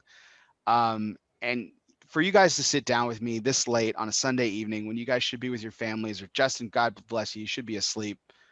It really means the world to me for you guys to take the time out and sit down with me and have a little fun, talk about this film that we both love, chat a little bit about cigars too, but it just means the world to me. So thank you. Thank you both. Hey, thank you for having us, man. This has been a lot of fun. Sam, it's been great chatting with you too, man. This is cool to get some insight and be able to hop on here with you, man. So it's been a great privilege to kind of share our little digital screen here with each other. Yeah, absolutely. Thank you, Bear, for having me on. I've been looking forward to this since you asked me to be on. It's been a lot of fun. Justin, it's great to meet you on this and kind of share our love of what, in our opinion, is one of the greatest films ever. And we definitely got to have you on Off the Record soon. But yeah, thank you, Bear. It's been a true pleasure. No matter what time of day it is, I would do this again in a heartbeat. Awesome.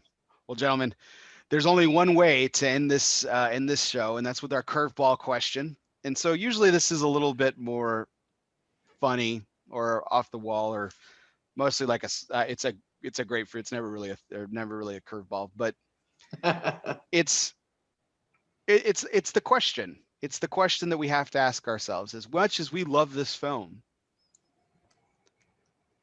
and I want to know if any of us is arrogant enough to say, because I'm certainly not going to be, because I'm participating as well. But who are you in this film? Which character are you in this film? And I want to know if anyone's arrogant enough to say it. I'm not going to say Maximus, but if you guys, I'm not going to steal anyone's thunder. I just want to see if anyone does it. But if not, which character are you? Wow, that's a really good question. It is. I hesitate to say it, but I think I'm a little like if I'm being honest, which it's 1:36 here on the East Coast, and yeah, it's been a long day, Bear. So I couldn't have as much to drink on the plane as I normally would because I had to drive back. But I saw there was a few. I shouldn't say as a whole as a character, but there were a few scenes that Proximo would say something or respond to something, and I'm like, that's some shit I would have said in that moment. You know what I mean? Like there's some things, and again, I hope this doesn't come off in the wrong way, but like the way he was able to get Maximus to kind of elevate his thinking, like, hey, it's not just about winning, it's about putting on a show. And when you win the crowd, you'll win your freedom. I've had some similar experiences with people that were incredibly successful on one level, and they were coming to me asking, like, this is where, and I would ask them, well, where do you want to be? This is what I want. And it's like, well, it's not about this. Like, yeah, everything you're doing is correct, but if you really want to get to this end result faster, so that was one of the things in the movie that I was like, you know what, maybe I've got a little Proximo in me. I don't know. There you go. Yeah, this is a great question, man. I'm struggling. I mean, part of me wants to say Proximo and kind of elevating those around you, even though I'm kind of the young guy in the room a lot of times. It's like, no, we need to be better than that. It's not just about surviving and in this example, killing people, but putting on a show and doing it in a way that would win you your freedom. Like there's an end goal to this thing. But I mean, I don't know. I mean, if I'm in this film and I'm around Maximus, I mean, I'm going to be a Juba. I'm going to be a Giant Hansu, baby. Yeah. Cicero is his aide. Tommy Flanagan, a young Tommy Flanagan, Sons of Anarchy, Tommy Flanagan. Fucking great role. Yeah, I mean, if that role, it's like you see a charismatic figure like this, you can't help but follow him. I think in that instance, I'm a Juba. Nice. I think it's obvious that we all kind of gravitate toward him. He's one of my favorite roles other than Maximus. And I have to say Proximo too, Justin. I'm with you. I mean, if nothing else, we get to grab some guy's nuts and ask for a refund. I mean, it's just awesome. Right. But I one of the lines that kind of go back to me, it's in one of the final scenes with Oliver Reed and Max and Russell Crowe, and they're going back and forth, and Russell Crowe's talking to him about how he's going to get paid so that Maximus can be free, and so Maximus can, he's like, well, hey, he's like, I will kill Commodus. He's like, why would I want that? He makes me rich. And that's not the most endearing quality. It's a fair thing to say. Yeah, it's a fair point. And then it's you know, it's not necessarily fair for you and I to romanticize him necessarily and want to be him, but what I will say to that, he obviously redeems himself in this version of the script. I already told you guys about the alternate ending, but in this version of the story, the version of the story that we know and we love and we watched, he's a redeeming character. Even in his last breath of, his last breath is, Russell Crowe says, you're in danger of becoming a good man. He's like, ha, and he leaves. But it's in that scene where he's having the discussion with him. He's like, well, he makes me a rich man. He's like, and then Maximus asks him, he's like, do you remember what it was like to have trust? And he's like, trust. And he's just perplexed by even the thought of it. And you could see that Maximus actually finally gets to his soul. But at the same time, he's still, Proximo I consider myself a flawed individual, and Proximo is a very flawed character. And he says, you know what? You have honor, dignity, but me, I'm an entertainer. And to me, that rang true for me because, gentlemen, I have the privilege of talking with great gentlemen like the two of you each and every week. And I get to entertain my audience and myself, every week, because I get to talk to great people like you. And I wouldn't trade it for anything. And that was the moment for me that I was like, yeah, I'm Proximo, for better or worse, flawed individual, hopefully have redeeming qualities to myself. But that to me was the ring that rang true. So, I also feel bad that I would send Sam into battle, since apparently he's Jaimin Hansu. So I feel terrible about it. So maybe that does speak to my humanity. So, but I really do appreciate you guys so much for being on with me tonight. It looks like Justin's internet went out one last time, but perfect timing, as this is the end of the show. I do want to thank all of our audience for tuning in, for all your likes, shares, and comments on our Facebook feed. Make sure to check out our Facebook page for all of our upcoming guests. We have some great takes on the horizon, including our 150th coming in December. Nick Perdomo will be coming on. That is confirmed. Nick Perdomo will be my 150th take. But before that, we're actually having some really great guests as well. Alan Rubin, Danny Vasquez, Alec and Bradley Rubin also will be making an appearance on the next couple of takes as well. So tune in to Facebook for all of our upcoming guests. If you are checking us out on Facebook Live, you could also check us out on YouTube, ELOSOFUMAR page. Don't forget to like, download, subscribe, and review. If you are listening to podcasts, wherever you listen to podcasts, whether that be on Apple Podcasts, Spotify, Google Play, Podbean, or iHeartRadio, please download, subscribe, review. If you already are a subscriber, please unsubscribe, but please don't forget to resubscribe, because that helps my numbers and that helps me continue to get people like Sam and Justin on the show. So I definitely want you to keep doing that. But everyone out there, it's late. We appreciate you. Remember, everyone, what we do in life echoes in eternity. This was our 145th take, live from the HF Barcelona studios of Euless, Texas. I'm your host, Barry Duplessis. Guess what, everyone? We'll see you next time.